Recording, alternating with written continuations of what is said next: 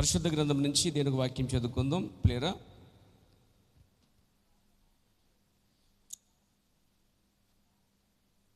యెషయా గ్రంథము యథావిధిగా మన చదివే వాక్య భాగం అంశం. మన అంశం కొరకే మనం చదివే వాక్య భాగం గత వారాలుగా చదువుతున్నాం. దాన్ని మనం చదువుదాం. 43వ అధ్యాయం యెషయా గ్రంథం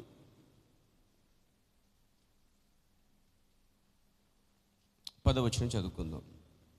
మీరు తెలుసుకుని నన్ను నమ్మి నేనే ఆయనని గ్రహించినట్లు మీరును నేను ఏర్పరచుకున్న నా సేవకుడును నాకు సాక్షులు. దేవుడి వాక్యము దీవించును గాక. ఎంత బాగుంది వాక్యం ఇక్కడ. నేను ఏర్పరచుకున్న సేవకుడును, మీరు ప్లస్ నేను ఏర్పరచుకున్న సేవకుడు అంటే మీరు సేవకుడు కలిపి నాకు సాక్షులుగా ఉంటారు అని దేవుడు చెప్తా ఉన్నాడు.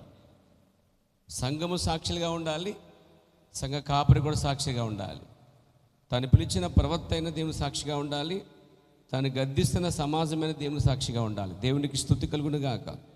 ఇంకొక వాక్యభావం కూడా చూద్దాం యథావిధిగానే. అపోస్తలుల గ్రంథము 1వ అధ్యాయము మనం ఎల్లప్పుడూ చదివేటువంటి కీవర్డ్, మూలవాక్యం అంటాం దీన్ని. మనం 1వ అధ్యాయము 8వ వచనం చదువుకుందాం. అయినను పరిశుద్ధాత్మ మీ మీదకి వచ్చినప్పుడు మీరు శక్తి నొందుదురు గనుక మీరు యెరూషలేములోను యూదయ సమరయ దేశములంతటా భూదిగంతుల వరకు నాకు సాక్షులు యుందురని వారితో చెప్పాను. ఇక్కడ కూడా దేవుడు అపోస్తలులతో చెప్తున్నాడండి. అక్కడేమో ప్రవక్తల ద్వారా మాట్లాడాడు సమాజంతో. నా సేవకుడు మరియు సమాజం ఇశ్రాయేలు ప్రజలారా మీరు నాకు సాక్షులై ఉంటారన్నాడు. ఇక్కడేమో అపోస్తలు యేసుక్రీస్తు ఆరోహణ అవుతున్న సమయంలో అపోస్తలులకు దేవుడు చెప్పిన మాట ఏంటంటే, మీరు నా కొరకు సమస్త స్థలాల్లో సాక్షులుగా ఉంటారని చెప్పాడండి. సో ప్రవక్తలైనా, సేవకులైనా, సంఘమైనా, సమాజమైనా, అపోస్తలైనా ఎక్కడో చోట ఎప్పుడో చోట దేవునికి ప్రతి స్థలంలో సాక్షులుగా ఉన్నట్టుగా బైబిల్ చెప్తా ఉంది. దేవునికి స్తోత్రము కలుగును గాక. ఇప్పుడు మన అంశం కొరకు ఒక వాక్యం కూడా చదువుకుందాం. మనం చెప్పబోయే అంశం కొరకు వాక్యం చదువు. 1 సమూయేలు గ్రంథము 17వ అధ్యాయము 38 నుంచి 40 వరకు, అంటే 3వ వచనం చదువుకుందాం. ఇది చదవండి సంగమా. పిమ్మట సౌలు తన యుద్ధ వస్త్రములను దావీదునకు ధరింపచేసి రాగి శిరస్సానం ఒకటి అతనికి కట్టి యుద్ధ కవచము తొడిగించెను. ఈ సామాగ్రి దావీదునకు వాడుక లేదు గనుక తాను తొడిగించిన వాటిపైన కత్తి పట్టుకొని వెళ్ళగలిగినది లేనిది చూచుకున్న తర్వాత దావీదు, ఇవి నాకు వాడుక లేదు, వీటితో నేను వెళ్ళలేనని సౌలుతో చెప్పి వాటిని తీసివేసి తన కర్ర చేత పట్టుకుని ఏటి లోయలో నుండి 5 నున్నని రాళ్ళను వేరుకొని తన యొద్దనున్న చిక్కములో ఉంచుకొని ఒడిసెల చేత పట్టుకుని ఆ ఫిలిష్తీయుని చేరువకు పోయెను. దేవుడి వాక్యం దీవించును గాక. సర్వశక్తి కలిగిన మా ప్రియ పరమ తండ్రి, మహోన్నతుడైన యేసు ప్రభు, నీ పరిశుద్ధ నామనికి స్తుతులు స్తోత్రాల. ప్రభువా, నీవే మా తీరం చేర్చువాడు ప్రభువా, నీవే గమ్యం నడిపించేవాడు ప్రభువా, నీవే కాలానికి అతీతుడిగా ఉన్నందుకు స్తోత్రాలు. చదవబడిన వాక్యం దీవించండి, మాతో మాట్లాడండి. యేసుక్రీస్తు ప్రార్థిస్తున్నాము. దయచేసి కూర్చోండి.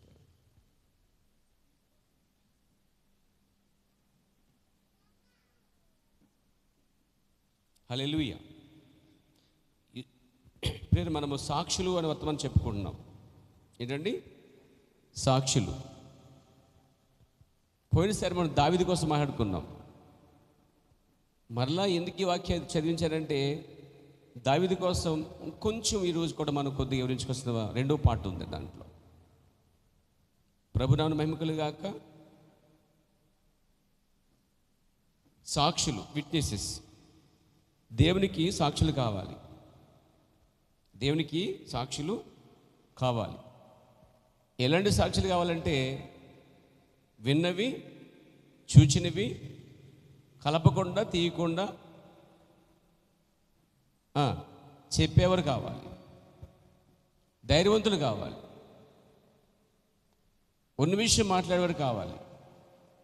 శోధన వచ్చినా, కష్టం వచ్చినా, బాధ వచ్చినా వారు ఆ న్యాయపీఠం నిలబడి సాక్ష్యం ఇచ్చేటువంటి వారిని దేవుడు కోరుకుంటున్నాడండి. అంటే ఈరోజు సంగమా, నీవు కూడా సాక్ష్యం ఇవ్వచ్చు, యేసుక్రీస్తు నిన్న నేడు ఏకరీతిగా ఉన్నాడు అని. మీలో చాలామంది ఆమెను చెప్పలేదు. అంటే మీకు అర్థం కాలేదు, మళ్ళీ చెప్తున్నాను. అయితే నేను మీకు అర్థం కాలేదు కాబట్టి మీరు ఆమెను చెప్పలేదు. మీరు అర్థమై ఉంటే మీరు ఆమెను చెప్పకుండా ఉండలేరని నాకు అభిప్రాయం అన్నది.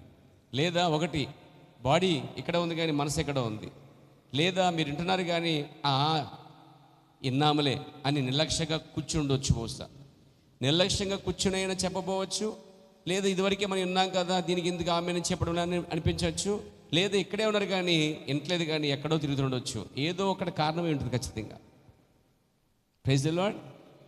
ఇప్పుడు చిన్నపిల్లవాడికి కథ చెప్తుంటే వాడు ఓకడితే కథ చెప్తుంది తల్లి. వాడు నిద్రపోతే చెప్తా ఉంటుందా? మీరు అలాగే చెప్తున్నారు పిల్లలకి. ఏమండి, నిద్రపోయిన తర్వాత చెప్తున్నారు ఎవరికన్నా? అంటే నిద్రపోయిన తర్వాత మాట్లాడలేదు. మీరు ఎందుకు మాట్లాడలేదు? వాడు వింటలేదు కాబట్టి. ఏమండి, వింటుంటే ఏం చేస్తారు? చెప్తారు. మరి ఇక్కడ కూడా అదే కదా పరివర్తిస్తుంది. అలాగే భోజనపు సాల మీద కూర్చున్నారు, వడ్డిస్తున్నారు, మీరు తింటున్నారు అనుకోండి, ఏం చేస్తారు? మీరు తింటలేదు అనుకోండి, ఏం చేస్తారు?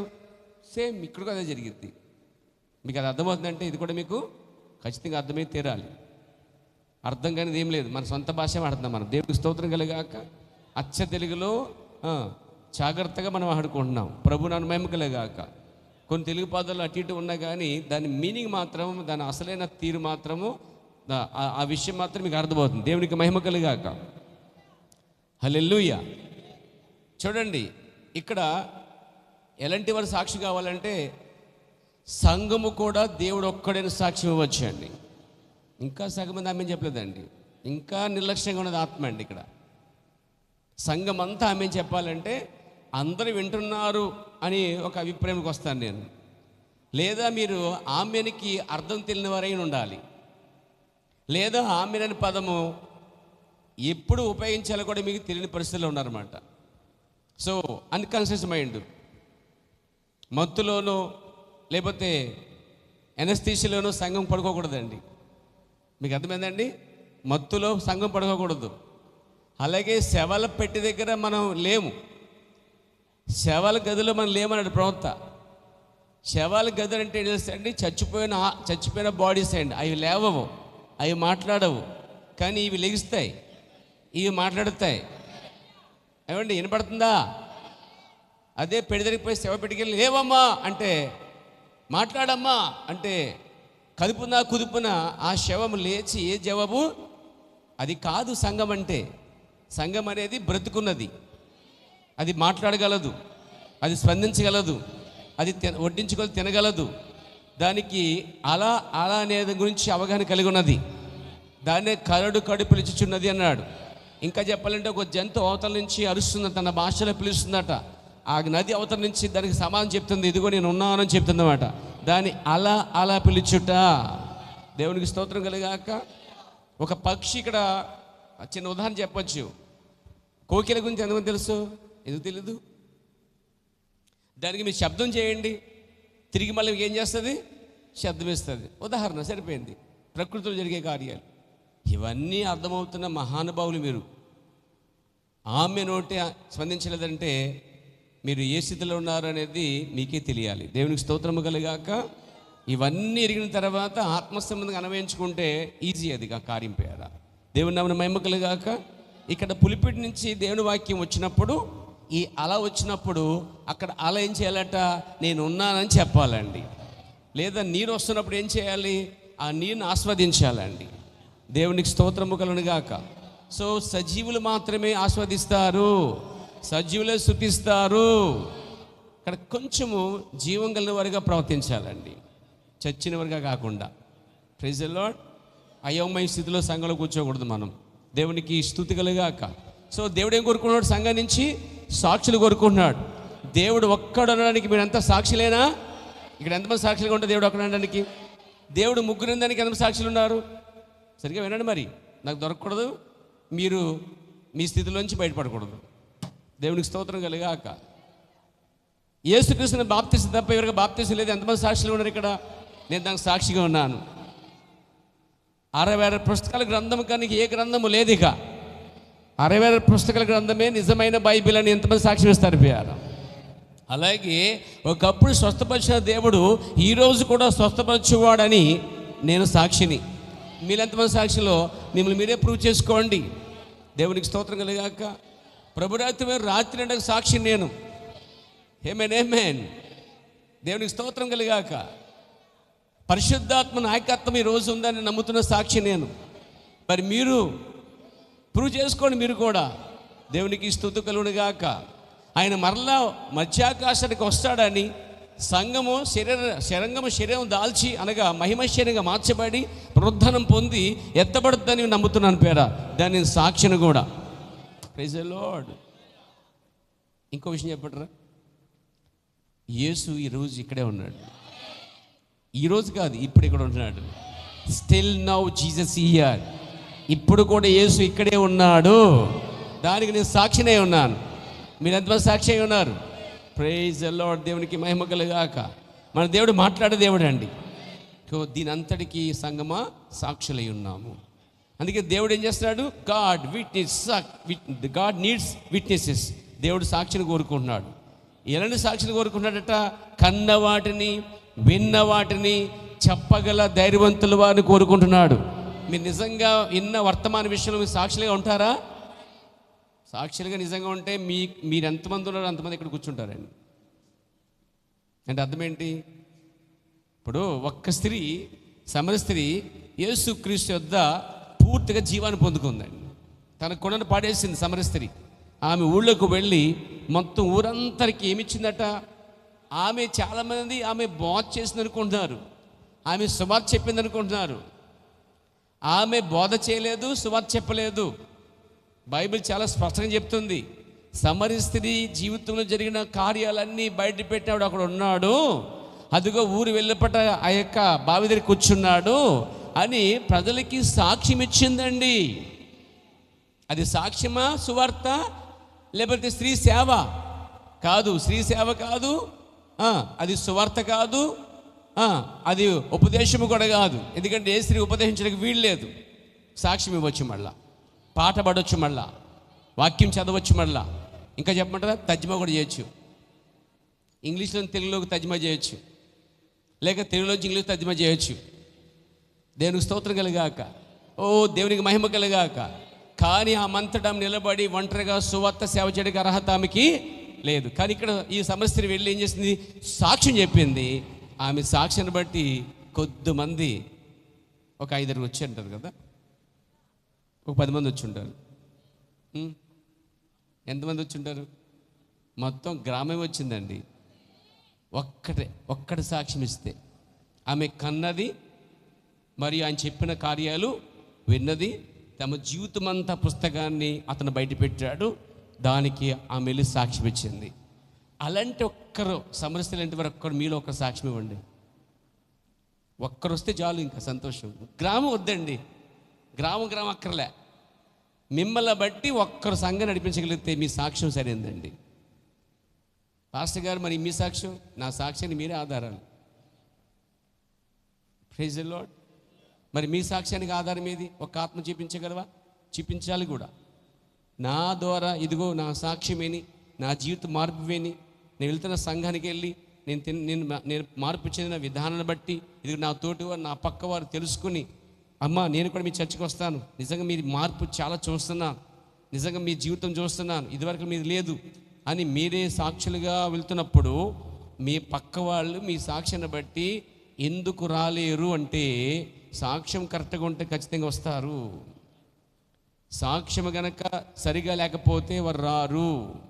సో ఇక్కడ సాక్ష్యం చాలా ముఖ్యమైనదండి. నిజంగా దేవుని కోసం బతుకుతున్న జీవితం అనేది సాక్ష్యం వేరు. ఆ మార్గములు వెళ్తున్న వారి మురికి వేయటము, రాళ్ళు వేయటం అనేది వేరు. అది నిందలు, అవమానాలు. దేవుడు వాటిని ఎప్పుడైనా తప్పిస్తాడు. కానీ సాక్ష్యం మాత్రం కాపాడుకోవాలి.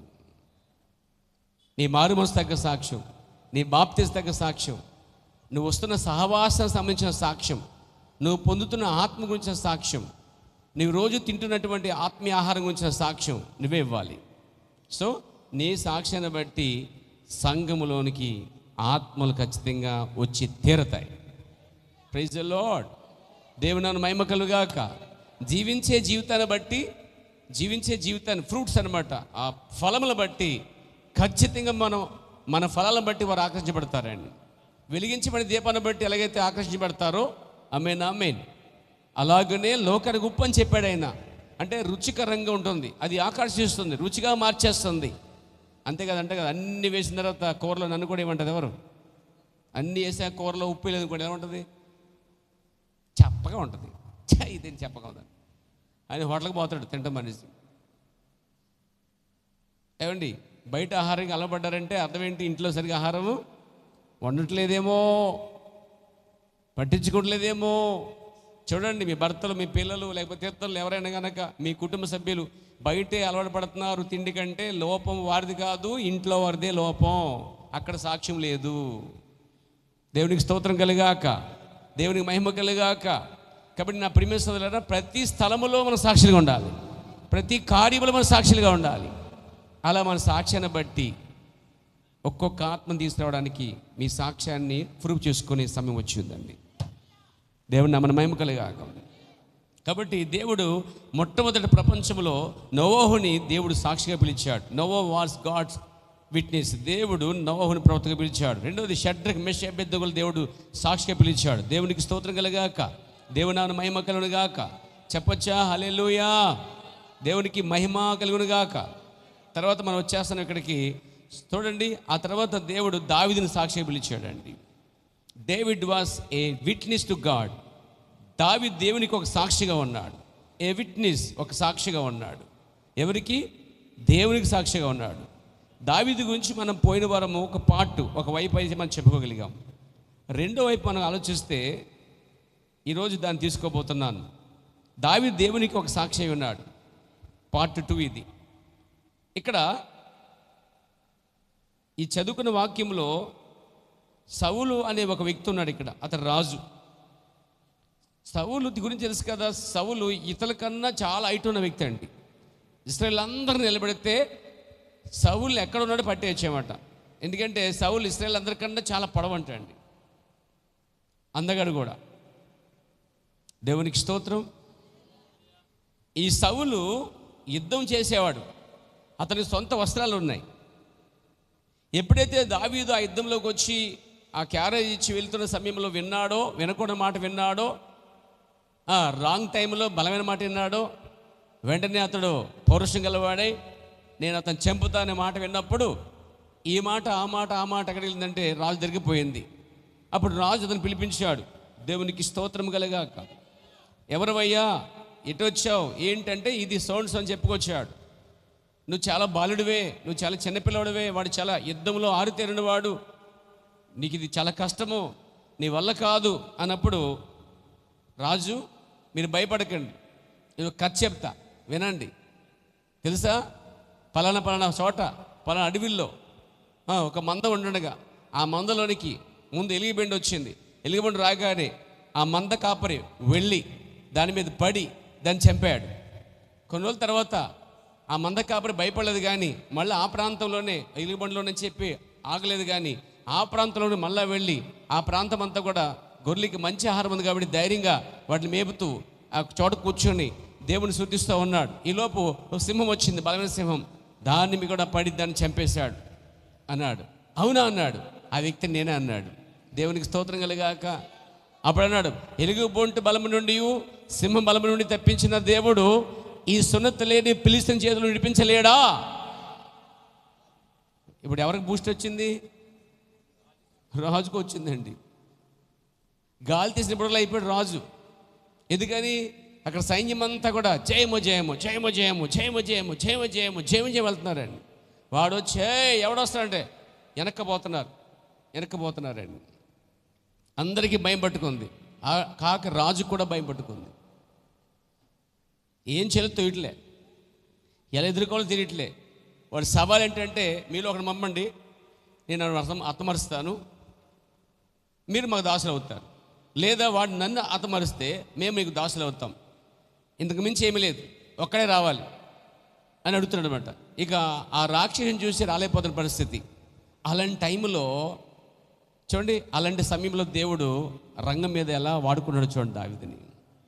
పైగా యుద్ధంలో ఆరితేరిన వారు రాజును మొదలుకొని పక్కన పెట్టేసి దేవుడు గొర్రెలు కాపరగా ఉన్నటువంటి దావీదుని తీసుకొస్తున్నాడు చూడండి రంగం మీదకి. ఆ సమయానికి దేవుడే దావీదుని తీసుకొచ్చాడు. చక్రం తిప్పుతున్నాడు ఆయన, చక్రవర్తి. కాలాన్ని మార్చగలడు, సమయాన్ని మార్చగలడు, పరిస్థితి మార్చగలడు, వాతావరణం కూడా మార్చగలడు.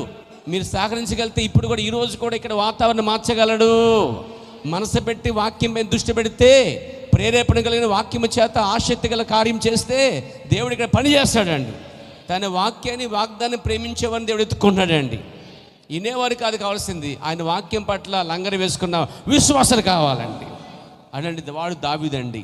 దావీదు నమ్మకం ఉంది, దేవుడని యెహోవాయే నన్ను ఎలుగుబంటి నుంచి ఆ సింహ బలమును తప్పించాడు కాబట్టి ఇదిగో వాడి చేతుల నుంచి కూడా దేవుడు తప్పిస్తాడు నమ్మకం, పూర్తి విశ్వాసం దావీదుకు ఉందండి. మీకు ఎంతమందికి విశ్వాసం ఉంది ఈరోజు? దేవుడు ఈ మధ్యన స్వస్థపరుస్తాడని, నాతో మాట్లాడతాడని, ఆయన తప్పక సరి చేస్తాడని, నా ఇరుకులో నుంచి విశ్వాసం కలగజేస్తాడని, చీకటిలోంచి ఆశ్చర్యకర వెలుగు తీసుకొస్తాడని, నా స్థితిగతులను మార్చగలడని, నా ఆర్థిక వ్యవస్థ అంతా మార్చగలడని, నా ఆరోగ్య వ్యవస్థ మార్చగలడని, నా పరిస్థితి మార్చగలడని, నా స్థితిగతులని ఎరిగిన దేవుడు నాకు సహాయం చేస్తాడని ఎంతమంది ఇక్కడ నమ్ముతున్నారు పేరా? దేవునికి స్తోత్రం కలిగాక. సో దావీదుకి ఇక్కడ ఎలాంటి విశ్వాసం ఉందంటే, వీటిని తప్పించిన దేవుడు వాడిని ఎందుకు తెప్పించలేడు? వాటి కాన్ఫిడెంట్ అండి అది. అంటే తన జీవితంలో జరిగిన 2 సంఘటనలు ఉన్నాయి. ఆ 2 సంఘటనలు బట్టి 3వ సంఘటనకి అతడు ధైర్యం తెచ్చుకుంటున్నాడు. ఆమేన్. అంటే ఖచ్చితంగా దేవుడు నాకు తోడై ఉన్నాడని అతను గుర్తించాడు. అందుకే యుద్ధము దావీదు కాదు కానీ, యుద్ధము సౌలుది కాదు కానీ, యుద్ధం సైన్యం కాదు కానీ, యుద్ధం యెహోవాదే చెప్పాడండి. వాళ్ళందరూ పక్కన పెట్టి యుద్ధం యెహోవాదని చెప్పగలిగాడు. ఎందుకని? అంతకుముందు యుద్ధము చేసి గెలిచి వచ్చేటకు కారకుడు దేవుడే కాబట్టి. ఆ విశ్వాసం వరకు ఉంది, దావీదుకు ఉంది. దావీదు విశ్వాసంతో వెళ్ళాడు. దేవునికి స్తోత్రం కలిగాక. సరే, ఈ మాటలు చెప్పగానే దావీదుకి సౌలు ఏం చేశాడంటే తన యుద్ధ వస్త్రములను దావీదునకు ధరింపజేసెను. రాగి శిరస్నానం ఒకటి అతనికి కట్టి యుద్ధ కవచము తొడిగించెను. ఈ సామాగ్రి దావీదునకు వాడుక లేదు గనుక తాను తొడిగించిన వాటిపైన కత్తి పట్టుకొని వెళ్ళగలిగినది లేనిది చూచుకున్న తర్వాత దావీదు అన్నాడట, ఎలా చూసుకున్నాడు? ఒక కత్తి ఇచ్చారు, డాలిచ్చారు, యుద్ధ వస్త్రాలు ధర్మం చేశారు, అన్నీ బలంగా ఉన్నాయి. ప్రవక్త ఏమిటి తెలుసా అండి? ఇవన్నీ సొంత సిద్ధాంతాలు అన్నాడండి. మనుషుడు పెట్టుకున్న పరంపర ఆచారములు. యుద్ధములు వెళ్ళవలసింది అక్కడ దేవుని వాగ్దానము, వాక్యము, నేను మీకు తోడై ఉన్నాను అని దాన్ని తీసుకెళ్ళాలి. అది దావీదు ఆల్రెడీ తీసుకెళ్తున్నాడు, ప్రిపేర్ అయ్యి ఉన్నాడు ఆల్రెడీ. కానీ దావీదుకి అలా కాదు నాన్న, ఇలా కాదు నాన్న, నువ్వు చిన్నోడు నాన్న, వాడు చాలా ఆర్తినుడు నాన్న అని సంఘశాఖ బాగు చేస్తుందండి.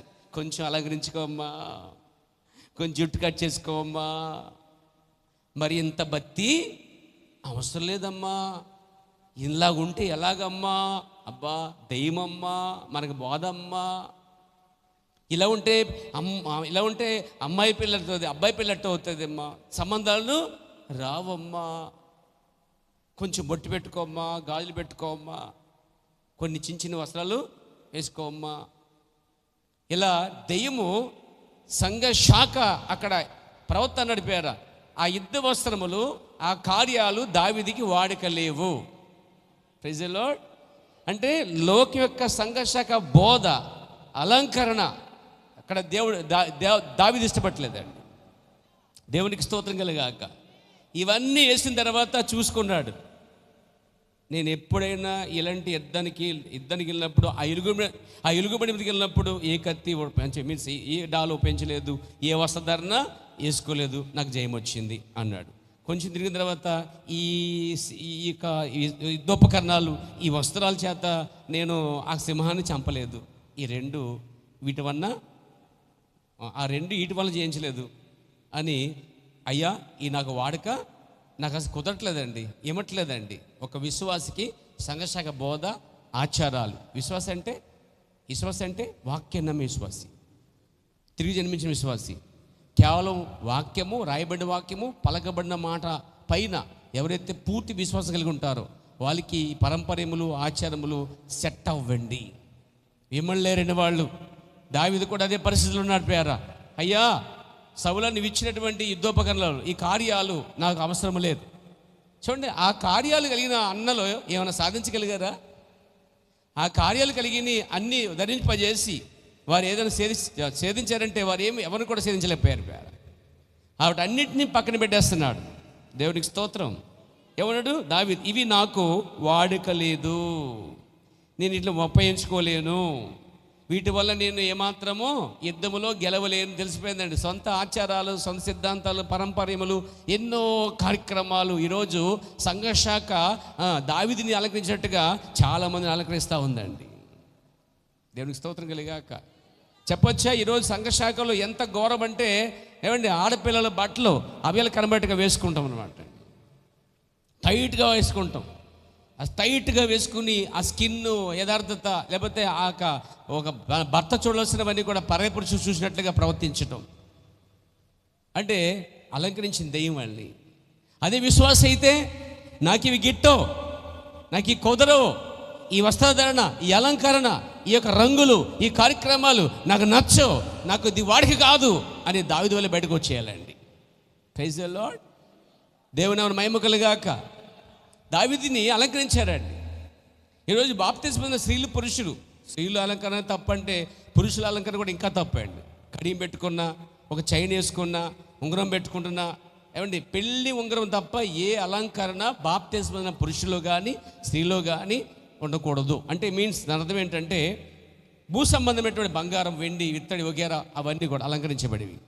అంటే చెప్పాలంటే ఒక స్త్రీని అలంకరించింది దేవుని కన్నా ఎక్కువ సాతాన్ని ఎక్కువ అలంకరించాడండి. సో పురుషుడు కూడా దాని నుంచి బయట రావాలి. కాబట్టి వాడికి లేని అవన్నీ వాక్యయుద్ధం కాబట్టి వాటిని పక్కన పెట్టి యెహోవాదే యుద్ధం అని చెప్పి బయటికి వెళ్ళాడు. దేవునికి స్తోత్రం కలిగాక. ఇక్కడ నెంబర్ 1, దావీదు 5 రాళ్ళు కలిగి ఉన్నాడు. పార్ట్ 1 దావీదు గురించి చెప్పినప్పుడు రెండో పార్ట్ భాగంలో మొదటి భాగం 5 రాళ్ళు కలిగి ఉన్నాడండి. దేవునికి స్తోత్రం. 5 రాళ్ళు తీసుకున్నాడు. తర్వాత వచ్చిన మనం చూస్తున్నాం. అతడు పోయి ఏం చేశాడంటే ఏటి లోయలో నుండి 5 నున్న రాళ్ళు ఏరుకున్నాడట. Praise the lord.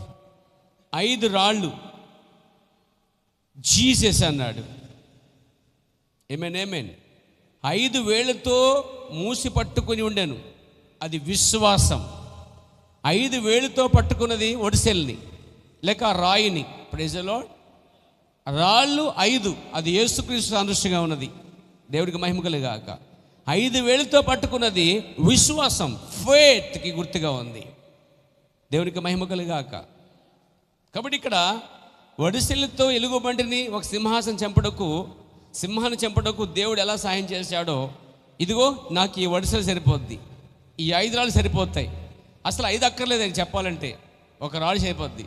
కానీ తెలుసు అతనికి 5 అంటే కృప అని, 5 అంటే ఫెయిత్, విశ్వాసం అని, 5 అంటే యేసునే తీసుకుపోతున్నాను అని అర్థం. దాని అర్థం ఏంటంటే నేను కృప తీసుకుపోతున్నాను, విశ్వాసం తీసుకుపోతున్నాను, కృపతోను విశ్వాసముతోను మరి దేవుడైన యేసుతో యుద్ధం చేస్తున్నాడండి. దేవునికి మహిమ కలుగాక. మీరు కూడా యేసుని తీసుకువెళ్ళండి. ఏమేన్ విశ్వాసం తీసుకెళ్ళండి, మరి కృపను తీసుకెళ్ళండి. దేవునికి మహిమ కలుగాక. చూడండి, ఇక్కడ మనం చూస్తున్నాం. ఇక్కడ ఇక 5 వేళ్ళు పట్టుకున్నప్పుడు అది విశ్వాసం అన్నాడు ప్రవక్త. సోదరుడా, అతను తన చుట్టూ సరైన విధానములో పనిచేయు కార్యమును కలిగి ఉండేను అన్నాడండి. అంటే ఇవి కాదు, ఆ వడిసెళ్ళు మరియు ఆ యొక్క రాళ్ళు, విశ్వాసము, ఇవే ఉపయోగించుకున్నాడు యుద్ధంలోనండి. యేసుని తీసుకున్నాడు, విశ్వాసం తీసుకున్నాడు, కృప తీసుకున్నాడు, బయలు వెళ్ళాడండి యుద్ధానికి. ఈరోజు కృపను తీసుకో, జయిస్తావు. విశ్వాసం తీసుకో, జయిస్తావు. లేదా? కృపని, విశ్వాసాన్ని మరియు ఇంకా యేసుక్రీస్తుని తీసుకువెళ్ళు, కూడబెట్టుకుని దేవుణ్ణి, విజయం నీదే. దేవునికి మహిమ కలుగాక. రెండవ కార్యం, దావీదు ప్రవచనములు ఉన్నాయండి. దావీదు ప్రవచించేవాడు కూడా, దావీదు రాజు కూడా, దావీదు ప్రవక్త కూడా. దేవునికి స్తోత్రం కలుగాక. దావీదు 12వ సంవత్సరంలోనే మొదటి కీర్తన రాశాడటండి. 12 ఏళ్ల వయసులో ఉన్న కుర్రోడు ఎలాంటి బలమైన మాట రాశాడండి. పాపుల మార్గమున నిలవక, అపహాసులు కూర్చున్న చోటన, అంటే పాపులు ఉన్న చోట ఉండొద్దు అన్నాడు. అపహాసాలు కూర్చున్న చోట నువ్వు కూర్చుని కూడా అపహాసాలు చేయొద్దని రాశాడు.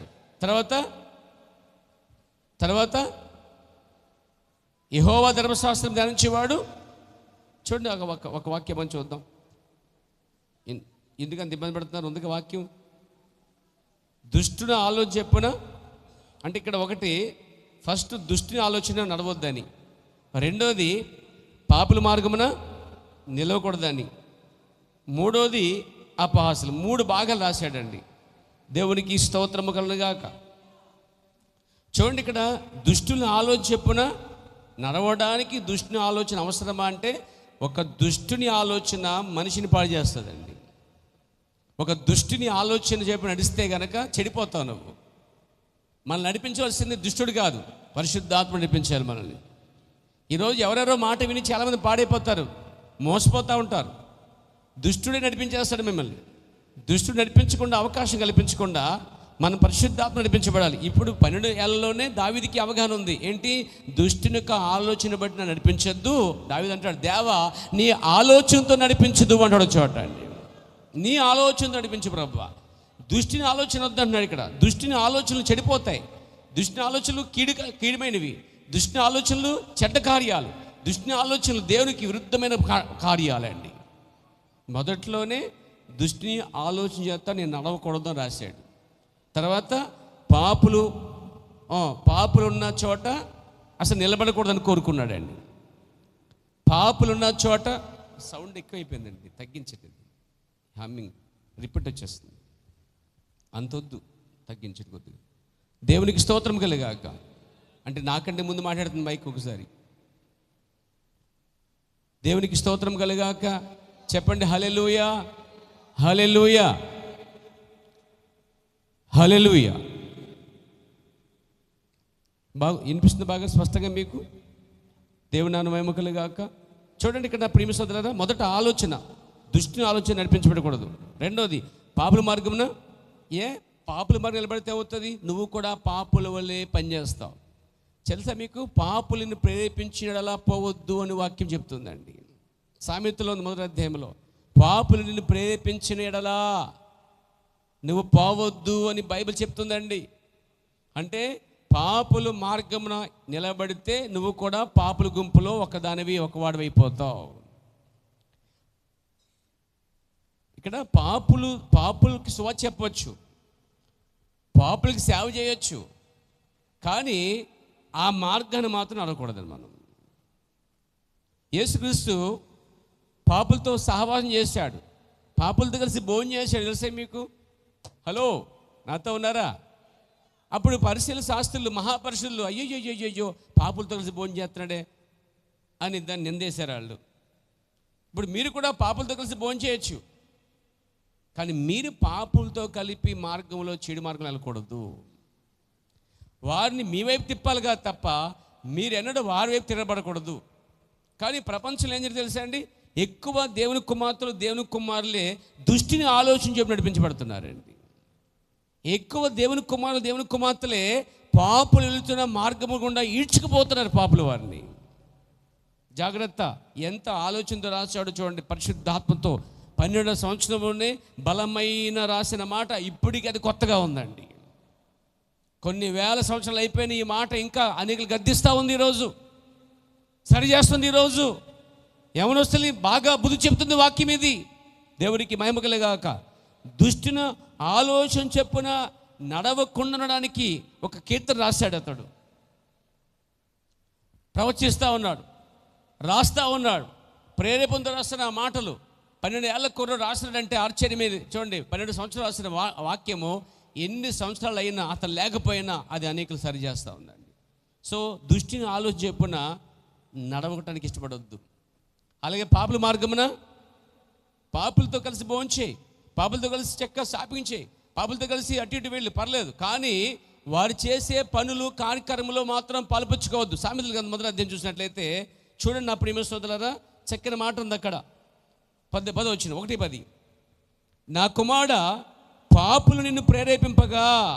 అంటే కుమారుడంటే రక్షించబడినవాడు, పాపులంటే రక్షించబడినవారు. రక్షించబడిన వారిని రక్షించబడిన వారు ప్రేరేపిస్తారట. హలో, సరిగ్గా వినండి ఈ కార్యాన్ని. రక్షించబడిన వాడిని నా కుమారుడు అంటే రక్షించబడినవాడు, నా కుమార్తె అంటే రక్షించబడిన కుమార్తె. పాపులు నిన్ను అంటే ఏమని చెప్తున్నాడు ఇక్కడ? పాపులు అనేది రక్షణ పొందిన వారు పాపులు, క్రీస్తుని ఎరగని వారు పాపులు, రక్షించబడిన వారు పాపులు. నా కుమారుడా, ఆ రక్షణ పొందిన వారు ఆ పాపులు నిన్ను ప్రేరేపింపగా, అంటే ప్రేరేపిస్తారని కదా చెప్తున్నాడు ఇక్కడ. అరే, ప్రేరేపించే అవకాశాలు 99% ఉన్నాయి కాబట్టే కదా చెప్తున్నాడు ఇక్కడ. లేవండి, పాపులను ప్రేరేపించారా? తాగతాకు వస్తావా అంటారు పురుషులు కొంతమంది, పాప చేయడానికి వస్తావని కొంతమంది అంటారు, దొంగతనం చేయడానికి వస్తావని కొంతమంది అంటారు, చెడు పని చేయడానికి వస్తావు నాతో అంటూ ఉంటారు, సినిమాకి వస్తావంటారు నీతోటి. మా ఇంట్లో టీవీ ఉంది, వచ్చి కూర్చో. అది మరి ప్రేరేపణ కాదా? అది ప్రేరేపణ కాదా? ఈరోజు రక్షించబడిన వారిలో టీవీలు లేవు, రక్షించబడిన వాళ్ళు టీవీలు లేవు, కానీ రక్షించబడిన వారి ఇంట్లో టీవీలు ఉన్నాయి. కానీ పోయే కాలం ఏంటంటే రక్షించబడిన వారు రక్షణ లేని వారి ఇంట్లో కూర్చొని టీవీలు చూస్తున్నారు. నేటి క్రైస్తవులు రక్షించబడిన వారు రక్షణ పొందలేని వారి ఇంట్లో కూర్చొని వాళ్ళతో కలిసి టీవీలు చూస్తున్నారు, వాళ్ళతో కలిసి సినిమాలు చూస్తున్నారు, వాళ్ళతో కలిసి అపహాసాలు చేస్తున్నారు, వాళ్ళతో కలిసి దుష్టి ఆలోచన చెప్పి నడుస్తూ ఉన్నారు. ఎంత స్ట్రాంగ్ ఉంది ఈ మాట ఆలోచించండి. అలా లేదా ఈరోజు? అలాగ లేదా మీరు చాలామంది? చూడండి నా ప్రియమైన సోదరులారా, పాపులను ప్రేరేపింపగా పోకము, ఒప్పుకోకము, మాతో కూడా రమ్ము, మనం ప్రాణం తీయడానికే పొంచి ఉందము. చూసారా? అంటే ఇక్కడ ప్రాణమే కాదు, ఏ కార్యమైనా కావచ్చు, ఎవరో ఒకరు నిన్ను ప్రేరేపిస్తారు. ఆ ప్రేరణ బట్టి నువ్వు ఆ ప్రేరేపణ ద్వారా నడిపించబడతా ఉంటావు. అందుకే ఇక్కడ బైబిల్లో చెప్పడం మాట ఏంటంటే, పాపులు నిన్ను పాపుల మార్గమున నిలవద్దు అన్నాడు.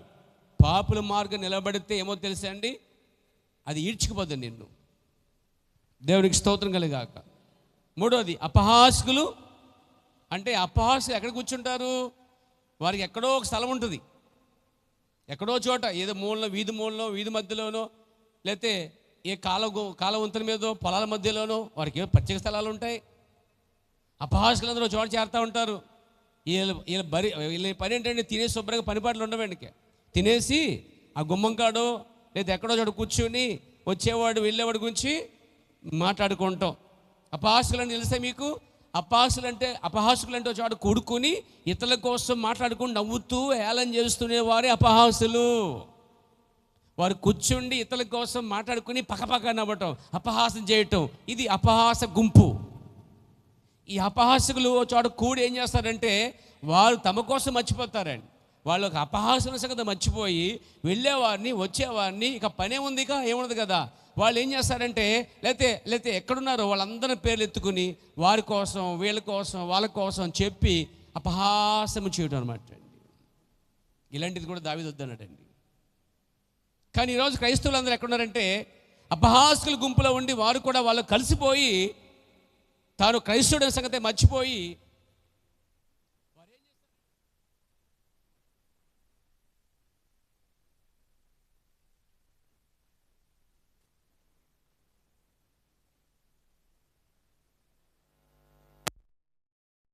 దావీదుని నడిపించక ఇష్టపడతా ఉన్నారు సంఘశాఖ. కానీ దావీదు దాన్ని ఇష్టపడలే. నాకు ఇది వాడక లేవు, నన్ను ఈ యుద్ధోపకరించి అలంకరించవద్దు, నాకు ఇది అవసరం లేదు, నాకు వేరే యుద్ధ ఆయుధం ఉన్నది, అది వాక్యమై ఉన్నది, వాక్యం అలంకరించుకుంటున్నాడు. ఇక్కడ ఒక దుష్టిని ఆలోచన ఎవరైనా నడిచారంటే వాళ్ళు దుష్ట మార్గంలో పోతున్నట్టండి. కానీ దుష్టుడిగా ఉండి జీవించి మరణించడం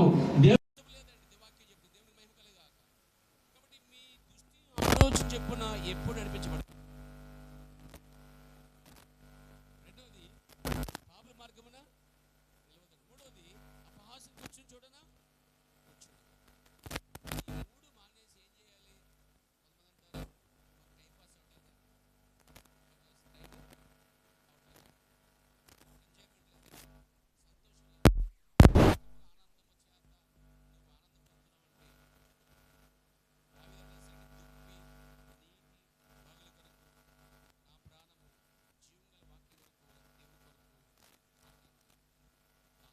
దాహం ఎక్కడ తెస్తే లోకంలో తీర్చుకుంటారు. క్రైస్తవులకి లోకంలో దాహం ఆకలి తీర్చుకున్నారండి. కానీ నీ ఆకలి దాహము లోకం కాదు, కానీ జీవన వాక్యమే తీర్చాలి. అక్కడికే నీటి వద్దకు రావాలి. దేవుని పరిశుద్ధమైన మహిమ కలుగును గాక. కాబట్టి దావీదు 12 సంవత్సరంలోనే బలమైన వాక్యం రాశాడండి. ప్రవర్తనాడు దావీదు బైబిల్ గ్రంథంలోని పాత కీర్తనకాడట. ఏమేన్ మంచి పాటలు పాడేవాడు, పాటలు రాసేవాడు, సితార పట్టుకుని చూని కట్టేవాడు. దేవునికి స్తోత్రం కలిగాక. దావీదు ప్రవచనాలు చాలా ఉన్నాయి. దాంట్లో ఒకటి చూద్దాం, 2 చూద్దాం. కీర్తన గ్రంథం 16:10 చూద్దాం. కీర్తనలు 16:10. ఎందుకనగా నీవు నా ఆత్మను పాతాళంలో విడిచిపెట్టవు, నీ పరిశుద్ధుని కుళ్ళి పట్టనీయవు. దావీదు తన కోసం ఇది ప్రవచించుకుంటలే, దావీదు తన కోసం మాట్లాడుకుంటలే. ఇదే వచనాన్ని అపోస్తలుల కార్య గ్రంథములో పేతురు ఎత్తి చూపిస్తా ఉన్నాడు. ఇదే ప్రవచనాన్ని పేతురు గారు తన సువార్తలో ఉపయోగించుకున్నాడు. దేవునికి స్తోత్రం కలుగుగాక. అపోస్తలుల కార్య గ్రంథము 2వ అధ్యాయము 31వ వచనం చదవండి ప్రియారా.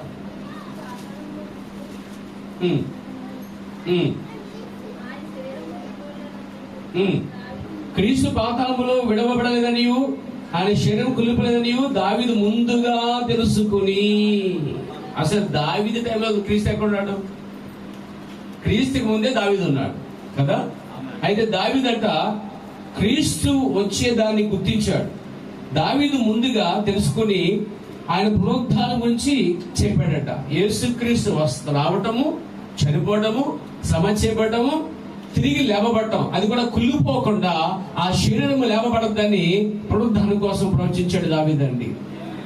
యేసుక్రీస్తు వారి యొక్క పునరుద్ధానం కోసం ప్రవచించాడు కొన్ని వందల సంవత్సరాల క్రితమే. ప్రభునామ మహిమకులుగా 800 సంవత్సరాల క్రితం అంటండి ఇది. దేవుడి నామ మహిమకులు గాక. దేవునికి స్తుతి కలుగును గాక. 800 సంవత్సరాల తర్వాత దావీదు అంటే దావీదు ప్రవచించిన ప్రవచనం వేసండి. ఇదిగో పరిశుద్ధుడు కుళ్ళిపట్టనివ్వు, నా శరీరం కుళ్ళిపోదు అనుకుంటుంటే అందరూ అనుకున్నారు దావీదు అనుకున్నారు. కానీ దావీదు శరీరం కుళ్ళిపోయింది. చాలా స్పష్టంగా చెప్తే బయటపోయారు. దావీదు మన మధ్య లేడు, అతను సమాధి చేపట్టాడు, అతను కుళ్ళిపోయాడు అని చెప్పబడింది. దేవునికి స్తుతి కలుగాక.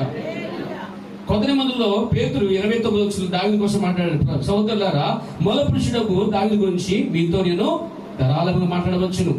అతడు చనిపోయి సమాధి చేయబడెను, అతని సమాధి నేటి వరకు మన మధ్య ఉన్నది. అంటే అతని సమాధిలో ఉన్న దావీదు శరీరం కుళ్ళిపోయింది. కానీ ఇదిగో ఇక్కడ ఒక ఆయన లేచాడు, ఆయన పునరుద్ధానుడు, అందుకు మీరు సాక్ష్యమై ఉన్నామన్నారండి వాళ్ళు. దేవుని నామమున మహిమ కలుగాక. నాతో మీరు నడిపారా?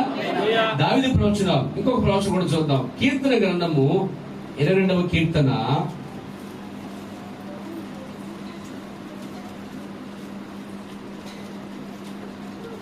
1 దావీదు రాజుగా ఉన్నాడు మరియు ప్రవచించే ప్రవక్తగా కూడా ఉన్నాడు. మొదటి వచ్చి నా దేవా నా దేవ నన్ను ఎలా చూసారా? ఇక్కడ నా దేవ నన్ను ఎలా చెవిడిచింది అనేది దావీదు పలికినట్టు ప్రవచనం. కానీ ఇది యేసుక్రీస్తు సిలువలో ఉన్నప్పుడు నా దేవ నన్ను ఎలా, దాని ఎలా లామా లామా లామా లామా అన్నాడు. అందరూ కూడా లామా లామా సబక్తిని అన్నాడు. తన భాషలో పలికిన దాన్ని సైనికులకు అర్థం కాలేదు. కానీ దాని భావం నా దేవా నన్ను ఎలా అంటే దావీదు క్రీస్తు సిలువలో కేకవేయక మునుపే పూర్వమే దావీదు ప్రవచించాడు దాన్ని. దేవునికి స్తోత్రం. అలాగే 16వ వచనం చూద్దాం. కుక్కలు నన్ను చుట్టుకుని ఉన్నవి, దుర్మార్గులు గుంపు నన్ను ఆవరించున్నారు, వారు నా చేతులను నా పాదములను పొడుచున్నారు. ఇది దావీదు రాసిన కీర్తన చాలా స్పష్టంగా ఉంది కూడా. 22వ అధ్యాయంలో మొదటి భాగం చూస్తుంటే అక్కడ ప్రధాన గాయకుడికి ఏమండి దావీదు కీర్తన మనం చూస్తున్నాం.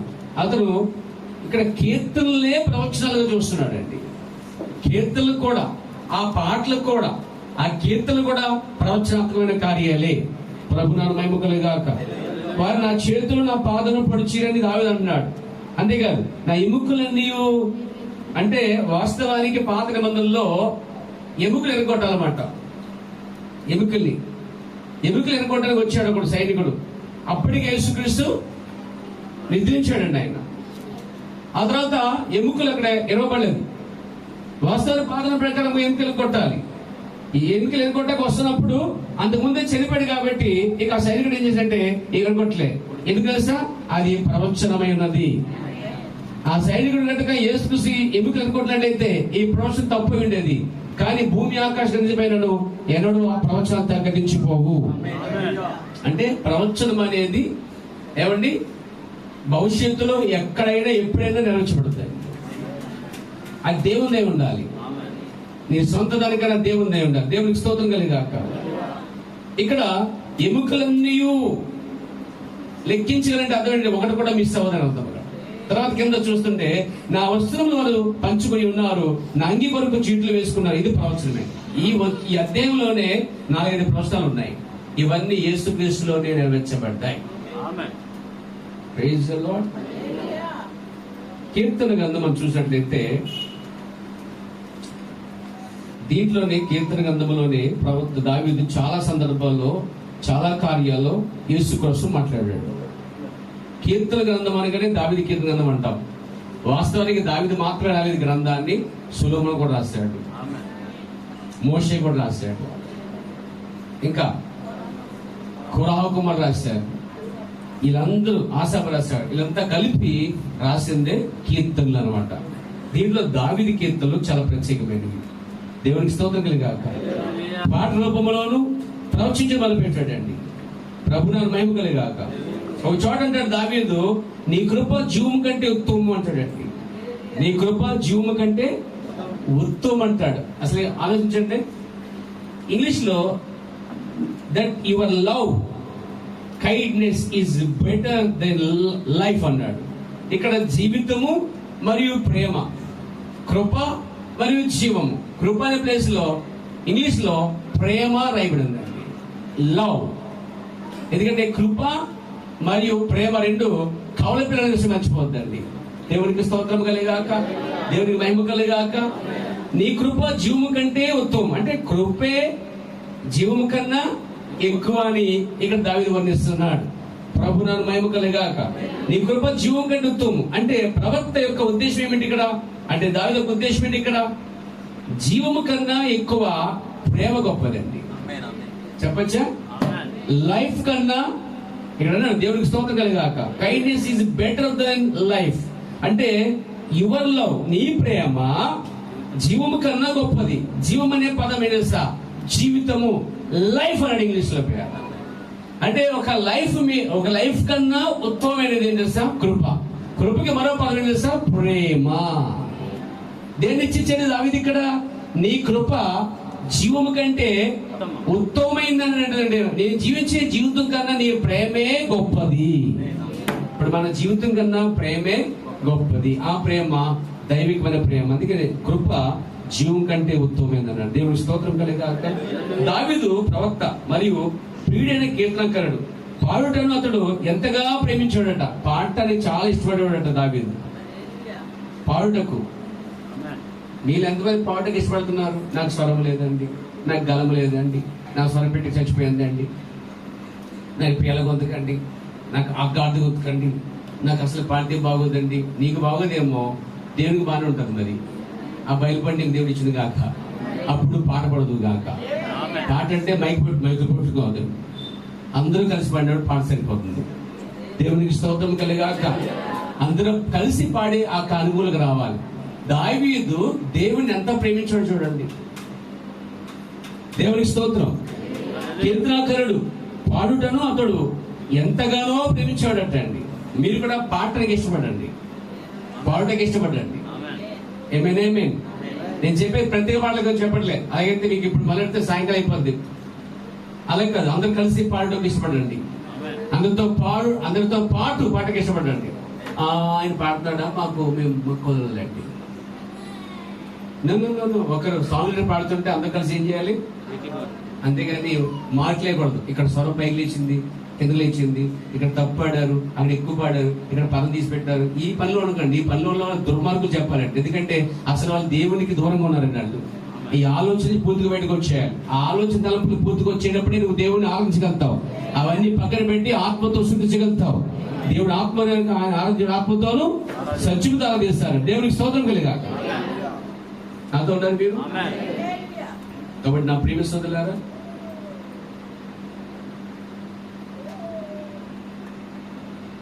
చూడండి, ప్రేరణ అతన్ని మీదకు వచ్చిందటండి. ఎప్పుడైతే ప్రేరణ వస్తుందో దావీదటండి పాటలు పాడేవాడు, రాసేవాడు, సంగీతం వాయించేవాడు. ఇది తెలుసా? అతని సంగీతం వలన దయ్యాలు కూడా పోయాయి. ఎంత సాక్ష్యమైన దావీదుకు ఉంది. ప్రభునామ మహిమ కలుగాక. తెలుసా మీకు, దేవుని యొద్ద నుండి దురాత్మ వచ్చి సౌలును పట్టినప్పుడల్లా దావీదు సితార్ చేత పట్టుకుని ఏం చేయడం వాయించగా దురాత్మ అతను విడిచిపోయాను బైబిల్ చెప్తున్నాడు. అంతేకాదు, అతడు సేద తీరగా బాగాయను. సౌలు సేద తీరడం గల కారణము దావీదు సితార వాయించడం. అంతేకాదు, వాయించడం కాదు, వాయించేవాడు పరిశుద్ధంగా ఉన్నాడు, వాయించేవాడు ఆత్మ కలిగి ఉన్నాడు, వాయించేవాడు మారుమనసు కలిగి ఉన్నాడు, వాయించినవాడికి తిరిగి జన్మ ఆత్మ ఉన్నది పేర. ఇలా సంగీతం వాయించే వాళ్ళు తిరిగి జన్మించిన వారు అయినట్లయితే, వాక్యంలో పడిన వారు అయితే, పరిశుద్ధాత్మ ప్రేరేపణ అయితే వారు వాయించినప్పుడు దయ్యాలు పోతా పడిపోయారు. కానీ ఈ రోజు రింగి పెట్టుకుని, జుట్టు పెంచుకొని, ఏమండి జడలు వేసుకొని, రంగులు పూసుకొని, ఏమండి తర్వాత బనెలు, ఒకలాంటి బనెలు వేసుకుని, ఒకలాంటి చిరిగిపోయిన ప్యాంట్లు వేసుకుని, తబల తప తప తప తప తప ఊగుతూ, లేకపోతే కీబోర్డు ఆడుతూ, ఇలాంటి రాకన్ రోగుల్లో కనిపిస్తున్న ప్రపంచంలో అనిపోయారు. రాకన్ రోగులు అంటే ఇదంతా కూడా అంటే ఏంటి? దావీదు సంగీతము దురాత్మ పోగొట్టింది, వీళ్ళ సంగీతం దురాత్మ పిలుస్తుంది. ఆ దురాత్మ చెల్ల దురిపోతుంటే లేదా పై దిగిపోతారు ఆత్మలు అన్నట్టు. ఇలాంటి భయంకరమైన రాక్ అండ్ రోల్ మ్యూజిక్ అంటే అండి మనిషిని కలపడం కాదంట, లోపల ఆత్మను కదలాలంటండి. దావీదు సంగీతం లోపల ఆత్మ కదిలింపజేసేది. కానీ ఈరోజు మారు మనుషులు అందరూ వాయిస్తున్నారండి. బాప్తిస్మ లీలలు వాయిస్తూ ఉంటారు, పరిశుద్ధాత్మ లీలలు వాయిస్తూ ఉంటారు. అసలే ఒక అరగంట కూడా దేవునితో గడపకుండా, ప్రార్థన చేయకుండా వాళ్ళు వాయిస్తూ ఉంటారు. అసలు మారు మనుషులు వాళ్ళు వాయిస్తూ ఉంటారు. ఈరోజు సంగీతం గురించి ఆలోచిస్తే ప్రపంచంలో సంగీతం వాయించే క్రైస్తవులు చాలా మంది పడిపోయారండి. నువ్వు బెల్లె వాయించావు అనగానే తప్పే, నిజంగా నువ్వు బెల్లె పాడవు అనగానే తప్పే. ఇక్కడ పరిశుద్ధాత్మ పొందుకున్న వ్యక్తులు దేవుని ఆరాధిస్తున్నామని తలంపుతో వాయించగలిగితే సమాజం నుంచి ఎన్నడూ వారు ఆశపడరండి. తెలుసా మీకు? ఒకసారి ప్రవర్తనాడు గిటార్ వాయించే వ్యక్తి ఒక ఆడిటోరియంలో ఒక పెద్ద ప్రోగ్రాం ఏర్పాటు చేశారు. అతను దాన్ని వాయిస్తున్నప్పుడు మొత్తం సభ అంతా ఉరుగుతుందటండి. సభ అంతా కూడా కేరింతలు కొడుతుందట. ఈ కేరింతలు ఉరుగుతున్నప్పుడు వాళ్ళందరూ కూడా కేకలు వేస్తుంటే ఆ వాయించేవాడు సంతోషంగా అయితే లేడట. ఆ పైన కుడివైపున గ్యాలరీలో కనుకొచ్చున్నాడు తన గురువు అంట. అతను తాను ఓకే బాగా వాయించావు అని చెప్పేదాకా నో సాటిస్ఫాక్షన్, అతను తృప్తి లేదంటండి. అప్పుడు అన్నాడు అతను, బాగుంది వాయించావు మంచిగా అని. అప్పుడు ఆనందపడ్డాడటండి. తాను పగుడుతలకి గొప్పతనానికి ఇష్టపడలేదు కానీ తాను గురువు మెచ్చుకోవాలని ఎదురు చూస్తున్నాడు. ఆ గురువు ఎవరు తెలుసా? యేసుక్రీస్తు అయి ఉన్నాడు. నిన్ను మెచ్చుకోవాల్సింది, నిన్ను పొగడవలసింది, నీ విషయంలో కేంద్ర కొట్టవలసింది సభ కాదు కానీ, ప్రజలు కాదు కానీ దేవుడే ఉండాలి. దేవుని ఆత్మ దిగి కిందకి. ఈరోజు సంగీతం వాయించడానికి మార్పులు లేకపోవడం వలన దెయ్యాలే కూర్చోండి అక్కడికి వచ్చి. సంఘాలు దురిపోయాయి, సమాజాలు దురిపోయాయి. గణపతి దగ్గర వాయించే వాళ్ళకి వచ్చి ఎంతకంటే ఎలా ఉంటుంది? గణపతి వచ్చేదానికి అవును కూడా తొండ తింటూ ఉంటాం. ఆ రోజు నీకు వచ్చేస్తాడు. అక్కడ వాయించి ఇక్కడ వాయించి, ఇక్కడ వాయించి అక్కడ వాయించి, అక్కడ వాయించి ఇక్కడ వాయించి, అంత కలుపులు బందుకోవాలి, అంత గందరగోళం. నాకు ఇష్టం చెప్పండి, సంఘంలో వాయించే వాళ్ళు బయటికి కెరగలటం నా దృష్టిలో పూర్తిగా తప్పు. అందుకే నేను ఎవరిని ఇప్పటిదాకా ఎవరిని వెళ్ళమని చెప్పలేదు, ప్రోత్సహించలేదు. డబ్బుల కోసం కాదు సంగీతం అమ్ముకోవాల్సింది. సంగీతాన్ని రోజు క్రైస్తవులు బిజినెస్ గా చేశారండి. సంగీతాన్ని, తబలాన్ని, కాంగోని వగేరా నేర్చుకుని వాళ్ళు బయటికి వెళ్ళి డబ్బుల కోసం వాయిస్తున్నారండి, సంపాదన కోసం కీబోర్డ్ పెట్టుకెళ్తున్నారండి. క్రైస్తవ సంఘాల్లో సంగీతం అవసరమే, కానీ అది వ్యాపారంగా మారకూడదు. దాన్ని అసలు వెళ్ళి దాని వంక మీద వెళ్ళి వాయించి డబ్బులు తెచ్చుకుంటాం, డిమాండ్ చేయొచ్చు. మరి నిజమో కాదు కానీ ఇయర్ స్టీవెన్సన్ గారు వస్తే బృందంతో ఇంచుమించుగా ఒక 50,000 అవుతాయి అంటండి. పెట్టుకుందాం ఏంటి, 50,000 ఇస్తారు ఏంటి, మనకి అవసరం ఏంటి ఏమండి? అంటే వాళ్ళ పాటలకి సంగీతానికి ఖర్చు అంతా ఒక 50,000, ₹1 తగ్గితే రాలంటారు. అంటే వాళ్ళు ఏం చేస్తున్నారు? క్రైస్తవ సంఘంలో వారు ఏం చేస్తారు? ఒక వ్యాపారం చేస్తున్నారు. దానికన్నా బెటర్ వెళ్ళి పాకి పని చేసుకో, లేదా ఇలా మొక్క తీసుకో, లేదా కులుపుడికి వెళ్ళు. అది నేను ఎన్నడూ ఇష్టపడలేదు. ఆ విధంగా ఒక వ్యక్తి సంగీతాన్ని, దైవ కార్యాన్ని అమ్ముకునే దానికన్నా దాన్ని సంఘంలో ఉపయోగించి పనికెళ్ళి తెచ్చుకునే బతుకు. అందుకని దాన్ని బతుకు మార్చుకోవద్దు. దేవుడికి స్తోత్రం కలిగాక. ఈరోజు క్రైస్తవ సంఘాలు చాలా మట్టుకి చాలా బిజీగా, పాస్టర్ కుమారులు కూడా, పాస్టర్ యొక్క సంఘాలు కూడా, విశ్వాసులు కూడా ఆదివారం ఎక్కడికో పోవటం, సొంత సంఘం విడిచిపెట్టి ఎక్కడికో మీటింగ్స్కి వెళ్ళిపోవటం, ఎక్కడో వాయించి రావడం అనమాట. ఇలాంటి వాటిని దావీదు ఇష్టపడలే. బైబిల్లో ఆశాపని వ్యక్తున్నాడు, సంఘం వరకు, సమాజం వరకు అతడు పరిమితమైంది. ఇది కరెక్ట్ బైబిల్ ప్రకారంగా. కానీ ఈరోజు ప్రతి సంఘములో, ప్రతి సేవకుడి పిల్లలు, సేవకుడి కుటుంబంలో మొత్తం దండులో వెళ్ళిపోయి మీటింగ్ చూసుకొని డబ్బులు తెచ్చుకొని వెళ్ళిపోయారా? బిజినెస్ గా, వ్యాపారముగా క్రీస్తు యొక్క కార్యాలని అమ్ముకున్న వారిగా తయారైపోయారు. సంగీతం అనేది దేవుని దించాలండి, దేవుణ్ణి దించాలి. వాక్యానికి ముందు ఆరాధన అంతా ఆత్మీయంగా జరగాలి. ఆ సంగీతం ఆత్మీయంగా ఉండాలి, ఆ పాటలు ఆత్మీయంగా ఉండాలి. అప్పుడు వాతావరణం కూడా ఆత్మీయంగా మారిపోద్ది. దేవుడు రంగం మీదకి వస్తాడు, తన పిల్లలతో మాట్లాడతాడు.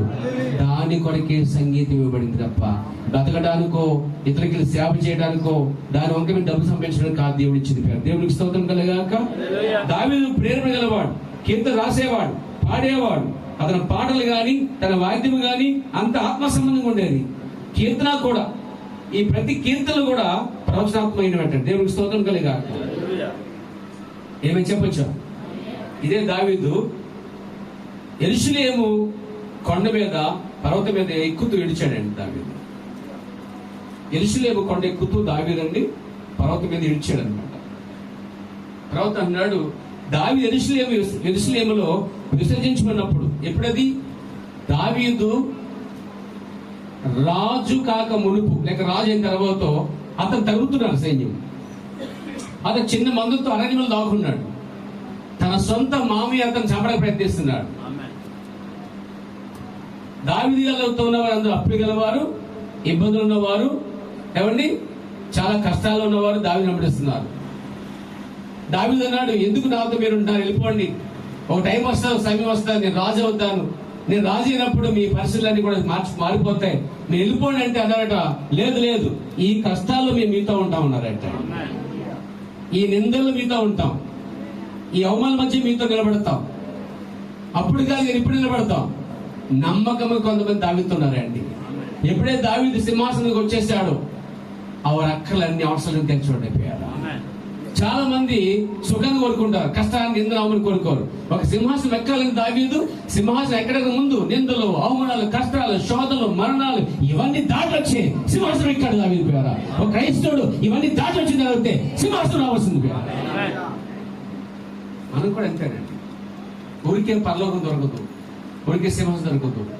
దీనికి తగ్గ జీవితము జీవించినప్పటికీ నిందలు, అవమానాలు. చూడండి, దేవుడు రాజుగా చేశాడు దావీదుని, అయినా శత్రువులు తరుగుతూ ఉన్నాడు. ఆ టైంలో ఏడుస్తాడనట. ఆ కొండ ఎక్కుతూ యెరూషలేము చూశాడట. యెరూషలేము చూసి, వీళ్ళని రాజుని దేవుడు రాజుకి ఇచ్చాడు, కానీ నన్ను ఏం చేస్తారు? తుణీకరించారు, ద్వేషించారు, విసర్జించారని బాధతో ఏడుస్తున్నాడు. కాలంలో 8 సంవత్సరాల తర్వాత అదే కొండ మీద యేసు ప్రభు శిలువ మోస్తూ వెళ్తున్నప్పుడు జ్ఞాపకం చేసుకుని, యెరూషలేమా అని దాన్ని చూసి ఏడ్చాడు యేసుక్రీస్తు. దేవుని నామమున కలుగుగాక. దావీదు జీవితంలో యేసుక్రీస్తు కనిపిస్తాడండి. దేవునికి మహిమ కలుగాక. చెప్పొచ్చా? దేవునికి మహిమ కలుగాక. ఇదే దావీదు 3వ పాయింట్ ఇక్కడ, నా శరీరము ఆశతో విశ్రాంతి పొందుచున్నది అని చెబుతూ దావీదు అన్నాడు. ఈ మాట చెప్పిన మాట తెలిసి ఈ మాట చెప్పింది దావీదు వెనుకకు జారిన మనిషి, వెనుకకు జారిపోయిన మనిషి. దావీదు దేవుడే పిలిచాడు, దేవుడే అభిషేకించాడు, దేవుడే జయమించాడు. దేవుడే దావీదుని ఆ యొక్క గొర్రెల దొడ్లను తీసుకొచ్చి సింహాసనం ఇచ్చాడు. అన్నిటికీ తోడుకున్నాడు దావీదు దేవుడు తోడుకున్నాడు. కానీ దావీదు దేవునికి ఇష్టమైన ఒక కార్యం చేశాడు. అది ఉరియా భార్య అని పిలుచుకొని ఆమెతో పాపం చేయటం దేవుడు సహించలేకపోయాడు. అతను చేసిన అక్రమను బట్టి ఆమె గర్భవతి అయింది. ఆ గర్భవతి అయినప్పుడు కుమారుడు చనిపోయాడు. అంటే దోషాన్ని దేవుడు తీసేశాడు అక్కడ. Praise the lord. దానికి గల కారణము అతను పశ్చాత్తాపడ్డాడు, ఏడ్చాడు, ప్రలాపించాడు, అతను నీళ్లతో పరుపును తెరిచాడు. అతను పశ్చాత్తాప దేవుడు చూసినప్పుడు అతను ఏమడిగాడు తెలుసా? అయ్యా, పరిశుద్ధాత్మ అదును తీసివేది కానీ నాకు రక్షణ మరలా దయచేసి అడిగాడండి. అంటే పరిశుద్ధాత్మ తీయబడలేదు కానీ ఏం తీయబడదంటే రక్షణ యొక్క ఆనందం పోయింది అతనిలో. ఒక విశ్వాస దేవుల్లో ఉండి తప్పు చేస్తే పిల్లల రక్షణ ఆనందం పోగొట్టుకుంటారండి. ఇంకా వాళ్ళు మళ్ళా దేవుని చేత నింపబడే వరకు కూడా, తిరిగి జన్మించే వరకు కూడా, ఆ విషయంలో మారుమోసు పొందే వరకు కూడా, ఆ విషయంలో పశ్చాత్తాపడే వరకు కూడా ఆ జీవం ఆనందం వరకు రాదండి. అప్పుడు దాకా వాళ్ళు చర్చల సేవలా ఉంటారు. అందుకే చాలా మంది తప్పు పాపం చేసినప్పుడు జీవితాలు చూడండి ముడిచిపెట్టుకుంటామట, కానీ తప్పు ఒప్పుకున్న తర్వాత అది చిగురుపై చేస్తుంది. దేవునికి స్తోత్రం కలుగాక. దావీదు వెనుక జారిన మనిషి అయినా అతడు రక్షించబడెను. అయితే ఒక ప్రవక్తగా దేవుని యొక్క ప్రేరణ చేత నా పరిశుద్ధుని కొలుపడ్డమని ప్రవచించాడు. దేవుని మహిమ కలుగాక. సౌలు వెనుకకు దిగజారిన వాడు, ఎందుకనగా అతడు దేవునికి అవిధేయుడు. అతని రాజ్యం అతని చేతులను తీయబడి దావీదు చేతికి అప్పగించబడింది. దావీదు అభిషేకించబడ్డాడు, దావీదు దీవించబడ్డాడు. అభిషేకించబడినా, దేవుడు తోడుగా ఉన్నా పాపం చేసే అవకాశాలు చాలా వస్తూ ఉంటాయి. సేవ చేస్తున్నా, పరిచయంలో ఉంటున్నా, విశ్వాసం కొనసాగుతున్నా, రోజు పరిశుద్ధత పొందుకున్నా, రోజు పరిశుద్ధంగా జీవిస్తున్నా, ఎక్కడో వచ్చాడా పాపం అనేది ఎదురవుతుంది. దాన్ని జయించడానికి కావాల్సిందే పరిశుద్ధాత్మ అండి. దానికి కావాల్సిందే రక్షణార్థం అండి. ఓ దేవునికి మహిమ కలుగుగాక. 5వది, ప్రపంచమంతట్లో పాతదైనటువంటి దావీదు యొక్క 6 కోణ నక్షత్రం అంటాడు. 6 కోణ నక్షత్రం అంటే 6 మూల నక్షత్రం ఉంటుంది. ఈ రోజు ఇజ్రాయెల్ దేశంలో కనిపించే 6 కోణాల నక్షత్రం అండి అది. ఆ నక్షత్రం అనుకోవద్దు కానీ పవన్ కళ్యాణ్ దుప్పట్టేసాడు. పవన్ కళ్యాణ్ వేసిన నక్షత్రము పవన్ కళ్యాణ్ గారు అది దావీదు నక్షత్రం అండి. కాబట్టి పరిశీలించుకోండి. అది దావీదు నక్షత్రం. దావీదు నక్షత్రానికి ఎన్ని కోణాలు? 6 కోణాలు. క్రిస్మస్ పెట్టే కోణాలు ఎన్ని ఉంటాయి? మళ్ళీ పాటలండి, దావీదు పురమందు నేడు రక్షకుడు జన్మించాను. ఎక్కడ జన్మించాను? దావీదు పురమందు పుట్టాడు. దావీదు నక్షత్రం ఎంత? ఎన్ని కోణాలు? ఈ కోణాలు ఎన్ని ఉంటాయి? మరి అది నక్షత్రం ఎందుకు అవుతుంది? దావీదు నక్షత్రం అనేది ప్రత్యేకమైందండి. అది చాలా పూర్వకాలం నుంచి ఉందట. దేవునికి స్తోత్రం కలుగాక. ప్రపంచమంతటిలో పాతదైన నక్షత్రం అంటండి. అంటే ఆ నక్షత్రం అంటే ఆ జెండా మీద కనిపిస్తున్నటువంటి ఆ నక్షత్రం ప్రపంచంలోనే పాతదంటండి. అంటే ప్రపంచంలోనే మొట్టమొదటి చెప్పొచ్చు అండి. దేవుడికి స్తోత్రం కలుగాక. ప్రపంచం అంతటిలో పాతదైనటువంటి దావీదు యొక్క 6 కోణ నక్షత్రము జెండా, దావీదు జెండా. ఇప్పుడు ఇశ్రాయేల్ దేశంలో కనిపించేదే దావీదు యొక్క జెండా. ఆ దావీదు యొక్క జెండా మీద 6 కోణాల నక్షత్రం ఉంటుంది. అది దావీదు నక్షత్రం. స్టార్ డేవిడ్ స్టార్ అంటారు, లేదా స్టార్ ఆఫ్ డేవిడ్ అంటాం కదా. అలాగా 6 నక్షత్రాలు, 6 కోణాల నక్షత్రం దావీదు. ఇశ్రాయేల్ దేశం అంతా కూడా 6 నక్షత్రాలు కనిపిస్తారు. ఆ జెండా మీద కూడా కనిపిస్తుంది. మన జెండా మీద కనిపిస్తుంది అశోక చక్రం కనిపిస్తుంది. వాళ్ళ జెండా మీద కనిపిస్తుంది 6 లక్షలు కనిపిస్తుంది. మరి పవన్ కళ్యాణ్ జనం కనిపిస్తుంది. అది దేవుని యొక్క నక్షత్రం వల్ల ఒక ముద్ర కలదండి. అది కేవలం ఇశ్రాయేలు ప్రజలు మాత్రమే. ఈరోజు మన మెసేజ్లో మాట మాటికి వెనకబెట్టుకున్నారు నక్షత్రాన్ని. ఈరోజు చాలా మెసేజ్లో నేను చూస్తా ఉన్నా దావీదు యొక్క నక్షత్రాన్ని లేక జెండాన్ని పెట్టుకున్నారు. ఇప్పుడు ఇంకో మాట చెప్పమంటారా? నన్ను క్షమించాలి, నిజం చెప్పేస్తున్నాను, నన్ను మన్నించండి. ఎవరో పాస్టర్ గారి తండ్రి చనిపోయాడు. ఆ తండ్రి ఎవరు కాదు, ఆశల తండ్రి అనమాట. ఆయన పేరు ప్రవీణ్. ఆయన చనిపోతే ఆయన మీద ఇండియా ఫ్లాగ్ వేయకుండా ఇస్రాయల్ జెండా ఫ్లాగ్ కప్పారండి. ఇస్రాయల్ దేశ నాయకుడు తెలిసిందంటే అది చట్టరీత నేరం అండి. వీళ్ళు ఆత్మీయ తీసుకున్నారు, కానీ ఆ నక్షత్రం ఆ జెండా ఇప్పటికీ ఆ దేశంలో ఉంది. మన భారతీయులు మిలిటరీ వారు, ఆర్మీ వారు చనిపోతే వాళ్ళకి విజయోత్సవం ఏం చేస్తారంటే విజయముగా ఇండియా పథకాన్ని వారి మీద వేసి తీసుకుని మోసుకొస్తారు, ఊరేగిస్తారు. అక్కడ ఏం తెలుసండి, ఆయన మీద ఇస్రాయల్ దేశం జెండా వేసి సమాధి తీసుకెళ్లారండి. ఆలోచనలు ఎలా ఉన్నాయో చూడండి. ఖచ్చితంగా ఒక రోజు అనగా 1000 ఏళ్ల పాలనలో ఆ జెండా ఉంటుంది, ఒకే జెండా ఉంటుంది, ఒకే రాజ్యం ఉంటుంది. కానీ ఇప్పుడు పెట్టకూడదు సుమా. ఇప్పుడు మీ పీకేసి ఇక్కడ పెట్టకూడదు. ఏం చెప్తారు? తర్వాత రిజల్ట్ దేశానికి మీరు ఎక్కడో కాదు చెప్పేసి సమయము సందర్భం ఒకటి వస్తుంది అనమాట. వీళ్ళకి తొందర ఎక్కువ, మన వాళ్ళకి తొందర ఎక్కువ అనమాట. ఇంకా ఆ సమయం రాకుండా జెండా పెట్టేసుకుంటారు. ఎక్కడ వెనక చర్చిలో కూడా పెట్టేసుకుంటారు, బయటకు పెట్టేసుకుంటారు. అప్పుడు మీకు విషయం చెప్పనా, మన ప్రవక్త చట్టాన్ని గౌరవించాడు. మన చట్టాన్ని ప్రవక్త గౌరవించాడండి. ఏ దేశపు చట్టాన్ని ఆ చట్టాన్ని గౌరవించాలి. కానీ మనం పదవ పౌరులమే, మన చట్టం పైదే. కానీ 1000 ఏళ్ల పాలనలో ఆ జెండా ఎగురుతుంది. కానీ ఇప్పుడు మాత్రం ఆ జెండాని నువ్వు ఇక్కడ ఎగరేయడం కాదండి. ఆగస్టు 15 తారీఖున ఏం చేస్తారు? అది మనిషి దగ్గర చేస్తారు మిమ్మల్ని. ఇప్పటికే ఎవరు ఇండియన్ ఒకప్పుడు సార్ ఎవరు బ్రిటిష్ వాళ్ళు ప్రభుత్వం పాటించారు. మళ్ళీ ఇప్పుడు ఇస్రాయల్ దేశం వచ్చారు, దీనికి అది షూట్ చేసి పెడతారండి. చూడండి, మన వాళ్ళకి చాలా స్పీడ్ ఎక్కువ. అవి జరగకుండా ముందు ఈ చేస్తూ ఉంటారు. ఎప్పుడు పెట్టుకోవాలి సార్? అది ఎంత పడిన తర్వాత 1000 పనులు వచ్చినప్పుడు అప్పుడు పెట్టుకోవాలి. ఇప్పుడు పెట్టుకోవాలి, చట్టరీత జ్ఞానం అంటే అది. ఆ మధ్యకాలంలో అమెరికా దేశంలో స్త్రీ ఒడులతో నిలబడిపోతుందని చెప్పేసి అన్నారు. ఎవరిని? ఎవరా పేరు? అంతకుముందు కాముంది కాదు, ఇవ్వక కాదు, ఇంకా అంతకుముందు ఉంది. అంతకుముందు అధ్యక్షుడు ఎవరు? ఇంకా అంతకుముందు వీళ్ళంటే ఎవరు కదండి. అంతకుముందు జార్జ్ బుష్ ముందు తెలీదా? అరే అతను భార్య వస్తుందని చెప్పేసి అన్నారు. హిలారీ క్లింటన్, మర్చిపోయింది మీరు. హిలారీ క్లింటన్ ఆమె ఓట్లతో వస్తుందని చెప్పేసి అనుకుని ముందే మనం కూడా మొత్తం ఫోటో వేసేసి వచ్చేద్దన్నారు. రాలేదు.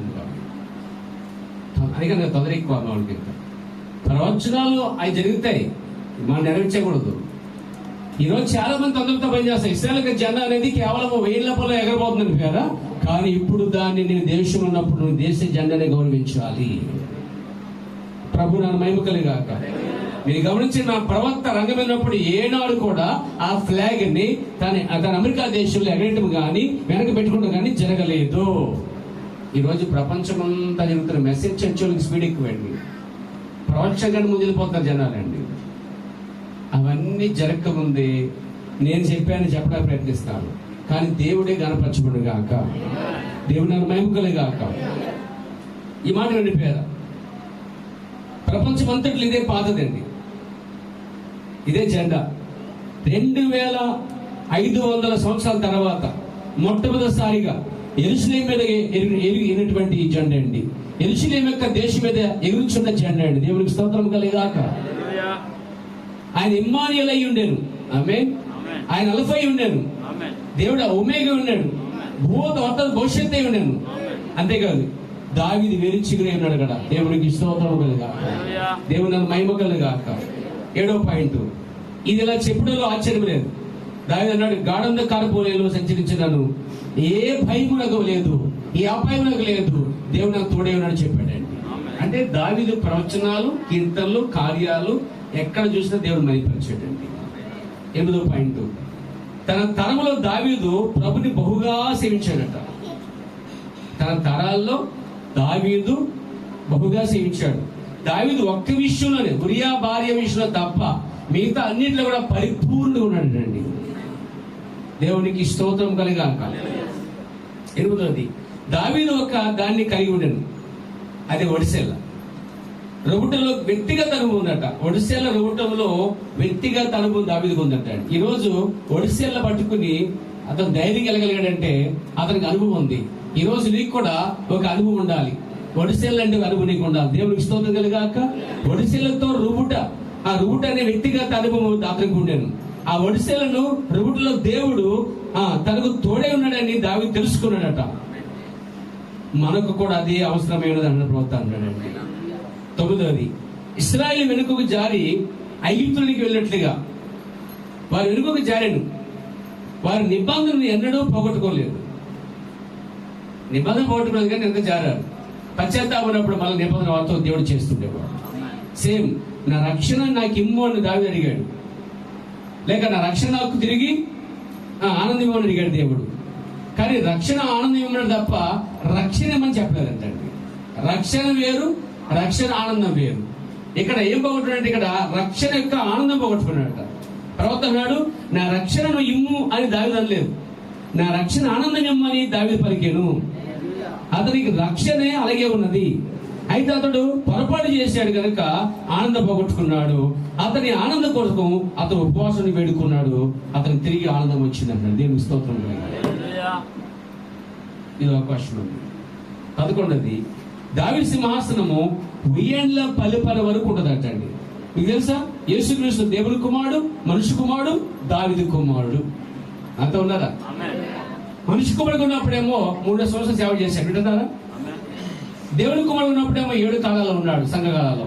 ఇప్పుడు ఆయన రాబోయే దినాల్లో 1000 ఏళ్ల పాలనలో దావీదు సింహాసనం కూర్చోబోతున్నాడండి. ఒక ప్రవచనం అయితే ఉంది అక్కడ. చూడండి, లూకా సువార్త 1వ అధ్యాయము ముగింపుకు వస్తున్నాను. 1:32 వచ్చిందండి. ఆయన గొప్పవాడై సర్వోన్నతుని కుమారుడు అనబడును, ప్రభువైన దేవుడు తన తండ్రి అయిన దావీదు సింహాసనమును అది. ఇక్కడ ఏముంది? తన తండ్రి అయిన దావీదు సింహాసనమును యేసు ప్రభుకి ఇస్తాడట. పుట్టే సమయంలో గాబ్రియేలు దూత మాట్లాడుతున్న విషయం ఇది. గాబ్రియేలు దూత చెప్తా ఉంది, ఇదిగో పుట్టబోయే కుమారుడు సర్వోన్నత దేవుని కుమారుడు అనబడతాడు. ఆమేన్, ఆమేన్. ఇతనికి దావీదు సింహాసనము ఇవ్వబడుతుంది. 33, ఆయన యాకోబు వంశస్థులను యుగయుగములు ఏలును, ఆయన రాజ్యము అంతం లేనిదై ఉండును. ఓ దేవుడికి మహిమ కలుగాక. అంటే దావీదు సింహాసనం మీద యేసు ప్రభు వచ్చి 1000 ఏళ్ల పరిపాలన చేయబోతున్నాడు. ఇప్పుడు ఎక్కించకూడదు ఆయన, మనం తొందరపడి ఎక్కించకూడదు. ఆయన ఎక్కుతాడు. మొదటి నాకు యేసు ప్రభు ఎలా వచ్చాడట? రాజుగా వచ్చాడా, దాసుడికి వచ్చాడా? దాసుడికి వచ్చాడు. ఈ రాజు అనుకుని ఎక్కించేసి చూశారట. ముందు వాక్యంలో తెలిసి మీకు, అక్కడ జనాలు తొందరపడ్డారో ఇక్కడ చాలా మంది జనాలు తొందరపడతా ఉన్నారండి. చూడండి, యోహాను సువార్తలో ఆ మాట ఉంటుంది.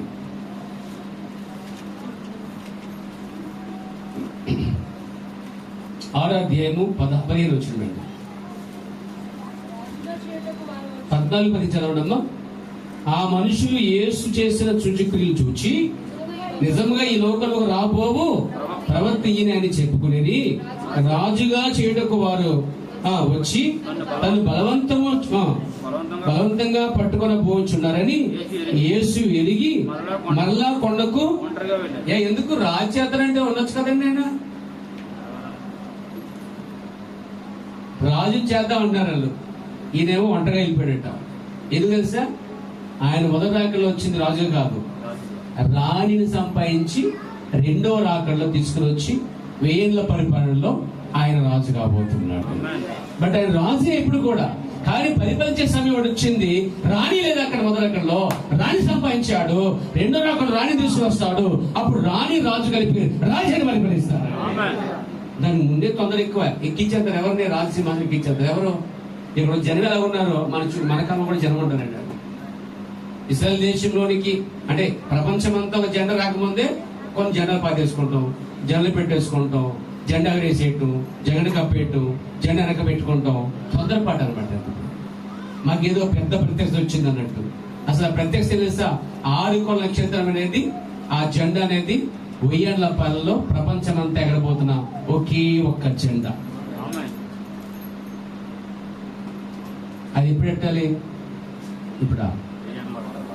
దానికి సమయం ఉంది. అందుకే తొందరపడి ఇక్కడ కూడా రాజుగా వస్తాడు. రెండో ఫస్ట్ రాకల్లో ఆయన రాజుగా రాలేదు, రాణి కోసం వచ్చాడు. సెకండ్ టైం వచ్చినప్పుడు ఏం చేస్తాడు? రాణి తీసుకుని వస్తాడు. అవునా? అప్పుడు ఏం చేస్తాడు? ఆయన సింహాసనం కూర్చొని పరిపాలిస్తాడు. రాజుగా చేయడం బలవంతంగా చేస్తాడని ఎరిగి ఆయన ఏం చేశాడు? అసలు తెలిస్తే నువ్వేం చేస్తావు? ఆగుతావు అసలే? నువ్వేమో ముందుంటావు, నా రాజు చేస్తారండి, నా రాజు చేస్తారంటావు. ఆయన రాజు చేస్తారు కాబట్టి పారిపోతాడండి ఆయన. వై? ఎందుకని? అది సమయం కాదు, అది ఆ టైం కాదు.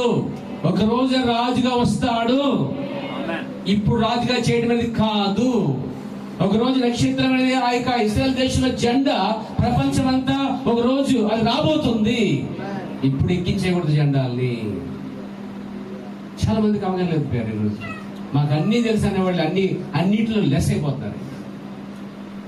నీకు వచ్చి చెప్పిన అన్నీ తెలిసిన వ్యక్తి ఏమి తెలుసుకోడు ఇంకా. ఎందుకంటే అన్నీ తెలుసు కాబట్టి తెలుసుకోడు. కానీ అన్నీ తెలుసుకునే తత్వంలోకి రావాలి. అది నిజమైన మారు మనసు అంటే. 11 మనం చెప్పుకున్నాం. దేవుని స్తోత్రం కలిగాక 11 మాట చెప్తున్నాను పేర. వాక్యం అది ఆహారమైనదట. బైబిల్ దేవుని యొక్క గొర్రెల ఆహారం అంటండి. చెప్పొచ్చండి? దేవునికి స్తోత్రం కలిగాక. దావీదు ఏమనంటే ఒక చోట, బండలోని తేనె వలె రుచిగా ఉందనట. బండలోని వచ్చే తేనె చాలా రుచిగా ఉంటుంది అంటాడు. నాకైతే ఇంకా తెలియదు, తింటాను, ఎవరు తెచ్చిపెట్టలేదు. ఇప్పుడు దాకా పూలది వాళ్ళది అడుగులు దొరికింది, చెట్లు పెట్టి తిన్నాం. కానీ ఫస్ట్ టైం బండకు పట్టిన తేనె తింటే రుచిగా ఉంటుందని మరి దావీదు అన్నాడు కదా, అది కూడా చూసేయాలి ఇప్పటికప్పుడు. దేవునికి స్తోత్రం కలిగాక. ఎందుకంటే మిగతా తేనె కన్నా బండకు పట్టిన తేనె చాలా రుచిగా ఉంటుందంట. ఆ విషయం గొర్రెలకు బాగా తెలుసు ఏంటండి, గొర్రెలకు బాగా.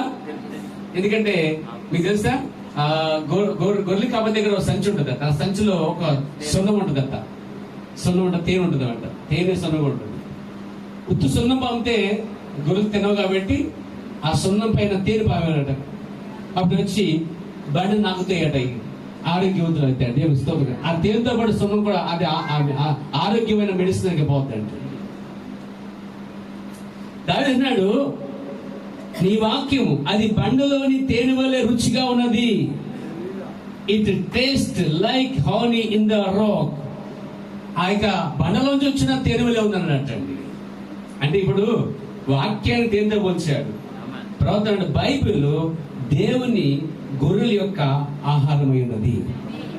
ఇది దేవుని యొక్క గొర్రెలకు ఆహారం అంటాడు. ఈ ఉదయం ఎంతమంది టిఫిన్ చేశారు? చేతులు పెగెత్తారు. టిఫిన్ అండి, టిఫిన్ ఇడ్లీ పూరి అని ఉంటుంది కదేంటి. ఎత్తారు బాబా, ఎంతమంది తిన్నారు? టిఫిన్ చేశారు? నేను తినలేదు. మరి ఎంతమంది ఈ టిఫిన్ చేశారు? చూసారా, చాలా తేడా ఉంది. మధ్యాహ్నం ఎందుకు భోజనం చేస్తారు? నేను కూడా చేస్తాను. సాయంకాలం చీరా పెడితే చేస్తాను. ఇప్పుడు శరీర సమయం టిఫిన్ భోజనం ఎలాగే తింటున్నామో, ప్రవక్త బైబిల్ దేవుని గొర్రెల యొక్క ఆహారమై ఉన్నది అన్నాడు. మరి టిఫిన్ చేయవద్దా? మన పొద్దుట మధ్యాహ్నం భోజనం చేయవద్దా? సాయంత్రం భోజనం చేయవద్దా? మరి మీరు చేసి రావాలి కదా. ఎందుకు వచ్చారు అలాగా? చూసారా, నా ప్రీవియస్ వాళ్ళగా మనం దేనికి ఎక్కువ సమయం కట్టేస్తున్నాం? పనికి మాలమైన ఉపయోగం లేని దానికోసం ప్రయాసపడతా ఉన్నాం. మళ్ళీ ఆకలేసి దానికోసం ప్రయాసపడతా ఉన్నాం. కానీ ఆత్మకి ఆహార విషయంలో మాత్రం ఇటు మాత్రం ప్రయాసపడలేదు. కాబట్టి నిర్లక్ష్యం జీవితం చూస్తున్న పేర. వాక్యము దేవుని ఆహారమైనది. వాక్యము ఆత్మకు ఆహారమైనది. ప్రభు నన్ను మహిమకలేగాక. దేవుని వాక్యం ఎంతో తీయగా ఉంటుంది. అది ప్రజల యొక్క హృదయంలోనికి శుద్ధి చేయబడిన పాతకాలపు వాక్యమై ఉన్నది. దేవుని స్తోత్రం కలిగాక. 11ది, దావీదు భార్య ఒకసారి దావీదు నాట్యం ఆడుతున్నాడు సరదా సంతోషంగా, ఆత్మలు అభిషేకించబడి. మందాసం మోస్తున్నప్పుడు మందాసం ముందు ఏం చేస్తున్నాడు? నాట్యం ఆడుతున్నాడు. రాజే నాట్యం ఆడాడంటే అర్థం చేసుకోండి, దేవుని విషయంలో సిగ్గు లేకుండా ఉన్నాడు. అతను రాజు అనే స్థానంలో ఉన్నాడు. ఒక అధికార స్థానంలో ఉన్నవాడు సాధారణ సిగ్గుపడతా ఉంటారు. కానీ ఆ సిగ్గులని అక్కడ ఒగ్గి పక్కన పెట్టి ఏం చేశాడట? నేను రాజుని, నేను అది ఇది, నేను అలా చేస్తే ఇలా చేస్తే అలా చూస్తారేమో, అందులో చూసేస్తారేమో అని ముడుచుకుపోలేదు రాజు. చర్చికి వెళ్తే చూసేస్తారేమో, పాట పడితే వినేస్తారేమో, సాక్షి చెప్తే చూసేస్తారేమో, అలా వెళ్తే ఇలా వెళ్తే నన్నే చూస్తారేమో అని చాలా మంది సైకిల్ ఫీల్ అవుతాడు అనమాట. వాళ్ళు ఏదో పెద్ద గొప్పలు అన్నట్టు, చెప్పాలంటే వాళ్ళు ప్రపంచంగా గొప్ప కుబేలు అన్నట్టు, లేదా మందు పెద్ద స్థానం ఉన్నట్టు. మరి అందరికంటే గొప్ప స్థానం దావీదు పరిస్థితి ఏంటి? దావీదు ఉన్నత అధికారి ఉన్నాడు, ఇశ్రాయేలు ప్రజలకు రాజుగా ఉన్నాడు. వాటన్నింటినీ పక్కన పెట్టి ధైర్యంగా, విశ్వాసముగా, సిగ్గంత పక్కన పెట్టి చాలా సంతోషంగా ఆత్మలో అభిషేకించబడి నాట్యం ఆడుతా ఉన్నాడట. కిటికీలో తన భార్య చూసిందట. భార్య చూసి, చిచ్చి చిచ్చి రాజు అయ్యండి, నువ్వు ఇలా బట్టలు ఉడదీసుకుని, నువ్వంత ఘోరంగా, కనీసం బట్టలు ఉన్నాయో కూడా తెలియకుండా, పైన షర్ట్ అంగి ఉందని తెలియకుండా నువ్వు అలాగా ఆడతావు, నాకు సిక్కరంగా ఉంది అందట భార్య. ఎవరు? నీ కాదు. అంటే ఆవిడకి ఎలాంటి ఫీలింగ్ ఉందంటే, మా ఆయన రాజుగారు, నేను రాణి, మీరు మా ప్రజలు. చాలా ఫీలింగ్ అయిపోయింది. బడాయి తక్కువ బతుకుండా దాన్ని. అసలే ఆమెకు భర్తగా వచ్చినప్పుడు ఎవరు తెలుసా? గోలియాతు జయించిన మహావీరుడండి, పెద్ద శూరుడు, కీర్తనకరుడు, సింహాన్ని ఎలుగుబడి జయించిన వాడు, ఇశ్రాయేలు పరువు కాపాడినవాడు, రాజు పరువు కాపాడినవాడు, మహా గొప్ప రాజు పక్షాన యుద్ధం చేసి ప్రాణం తెగించి వెళ్ళిన మహా గొప్పవాడు, యూదుడు అతడు. అలాంటి వాడు పట్టుకుని ఏలం చేసిందట. ఈ కాల ప్రవర్తన వినండి. దావీదు భార్య, దావీదు మందాసం ముందు నాట్యమాడుచుండగా ఆయనను చూచి నవ్వుట వలన దేవుడు ఆమెను పిల్లలు లేకుండా శపించాను అన్నాడండి. అర్థమైంది మీకు చెప్పింది? దావీదు ప్రభువునొద్ద నాట్యమాడెను, మరియు తన భార్య అది చూచి నవ్వెను, దేవుడు ఆకాశం నుండి తొంగి చూచెను. వావ్ వావ్, జాగ్రత్త. అది చెప్పి చేస్తున్న సందర్భాలు సేవలు రావద్దు బాబు, సేవల జోలికి రావద్దు. మీరు అక్కడే ఉండి చక్కగా బిగించిన భక్తిలో, బిగించిన ట్రాక్ లో పరిగెట్టండి, ఇంకో ట్రాక్ లోకి రాకండి, భయపడి చేయకండి. దేవుడు ఎందుకు పిలిచాడో, ఏ స్థానంలో పిలిచాడో, నీకు దేవుడు ఏ స్థానం ఇచ్చాడో, నువ్వు అదే స్థానంలో దేవుడు మయంపరచాలి తప్ప ఇంకో స్థానాల్లోకి ఆక్రమించక రావద్దు. అది ప్రమాదకరం. ఇక్కడ దావీదు మహా గొప్ప రాజు నాట్యపడుతుంటే ఆత్మలో తన సొంత భార్య అయ్యే అపహాసంగా, చిచ్చిచ్చి నాకు చాలా షేమ్గా ఉంది, సిగ్గుకరంగా ఉంది, నువ్వు అందరి ముందు రాజు వేయండి, అలా ఉండకుండా డిగ్రీ ఫిట్ ఉండకుండా నువ్వు అక్కడ ఏంటి ఇది వేళ నాట్యం పడుతుంటే, డాన్స్ చేస్తుంటే అందరు చూస్తుంటే ఏమనుకోవాలి నేను అనుకుందండి. ఈమెమనుకుంది అలా ఉంచాడు. దేవుడు ఏమనుకున్న విషయం మర్చిపోయింది. జాగ్రత్త. భార్య అంత మాత్రాన, కుమారులంత మాత్రాన దేవుడు తొంగి చూస్తున్నాడు.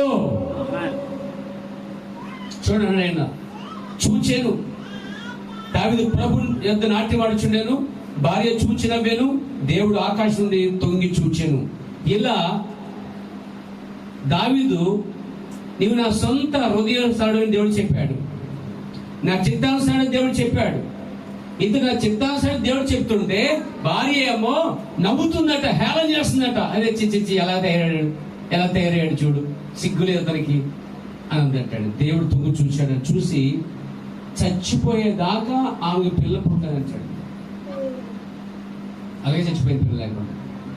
నేనంటాను, చక్కగా ఆయన నాట్యం ఆడుతూ ఇంటికి వచ్చిన తప్ప ఎంత బాగా నాట్యం చేశారండి, మీ దేవుని ఎంత గనపరిచారండి, లేక మన దేవుని ఎంత గనపరిచారండి, నేను మిస్ అయిపోయానండి అన్నట్టు ఎంత బాగుండేది.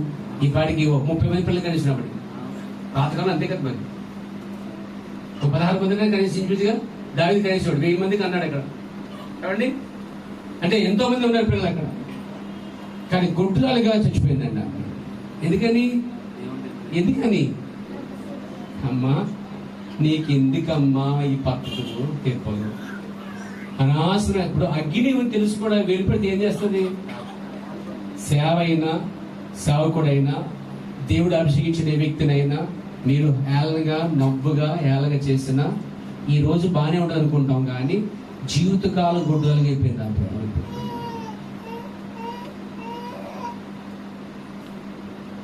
మరి మంచి జరుగుతున్నాయి కానీ జాగ్రత్తగా ఉండాలి విషయాలు. దేవునికి స్తోత్రం. దావీదు దేవునికి ఇష్టానుసారుడు. దావీదు దేవుడే పిలిచాడు, దేవుడే నడిపించాడు. దావీదు ఒక్క విషయంలో మహిళను పరచబడ్డాడు. ఆ ఒక్క విషయంలో కూడా దేవుడు ఒప్పుకున్నాడు కూడా. అతడు పశ్చాత్తాపడ్డాడు, సరిచేయబడ్డాడు. దావీదు వృద్ధాపంలో మరణించాడండి. మంచి మరణం, వృద్ధాప్యకు వచ్చేసాడు బాగా. అంటే ఎంతకాలం జీవించి చూడండి. దేవుడు ఎంత ఆశించాడు అతనికి అండి. దేవునికి స్తోత్రం కలుగాక. వృద్ధాప్యలు మరణించడం అనేది దేవునికి ఆశీర్వాదం అండి. దావీదు యొక్క భార్య మీకాల్ చాలా చిన్నది, చాలా అతను సగం వయసు ఉంటుందేమో, కానీ మధ్యలోనే చనిపోయింది. ప్రియమైన సోదరులారా, దావీదు దేవునికి సాక్షిగా ఉన్నాడు. దేవుని సాక్షిగా ఉన్న ఉద్యోగులకు రాకడిపోయాడు. దేవుని కోసం నిలబడిన వారి కోసం డిస్టర్బ్ చేయకండి. దేవుని కోసం నిలబడిన వారి కోసం నిలబడండి. దేవుని కోసం నాట్యం ఆడేవారిని సంతోషపరచండి. దేవుని కోసం సేవ చెప్పేవారిని, సేవ చేసేవారిని గౌరవించండి. దేవుడికి దావీదు ఎలా సాక్షిగా ఉన్నాడో దేవునికి మీరు కూడా లేక మనం కూడా సాక్షిగా ఉందాం. దేవుని పక్షం నిలబడదాం, దేవుని కొరకు నిలబడదాం, దేవుని రాజ్యం కోసం సాక్షి పెడదాం. దేవుని దీవిని శాస్త్రించుంది కాక వదిలేచిన ప్రధానం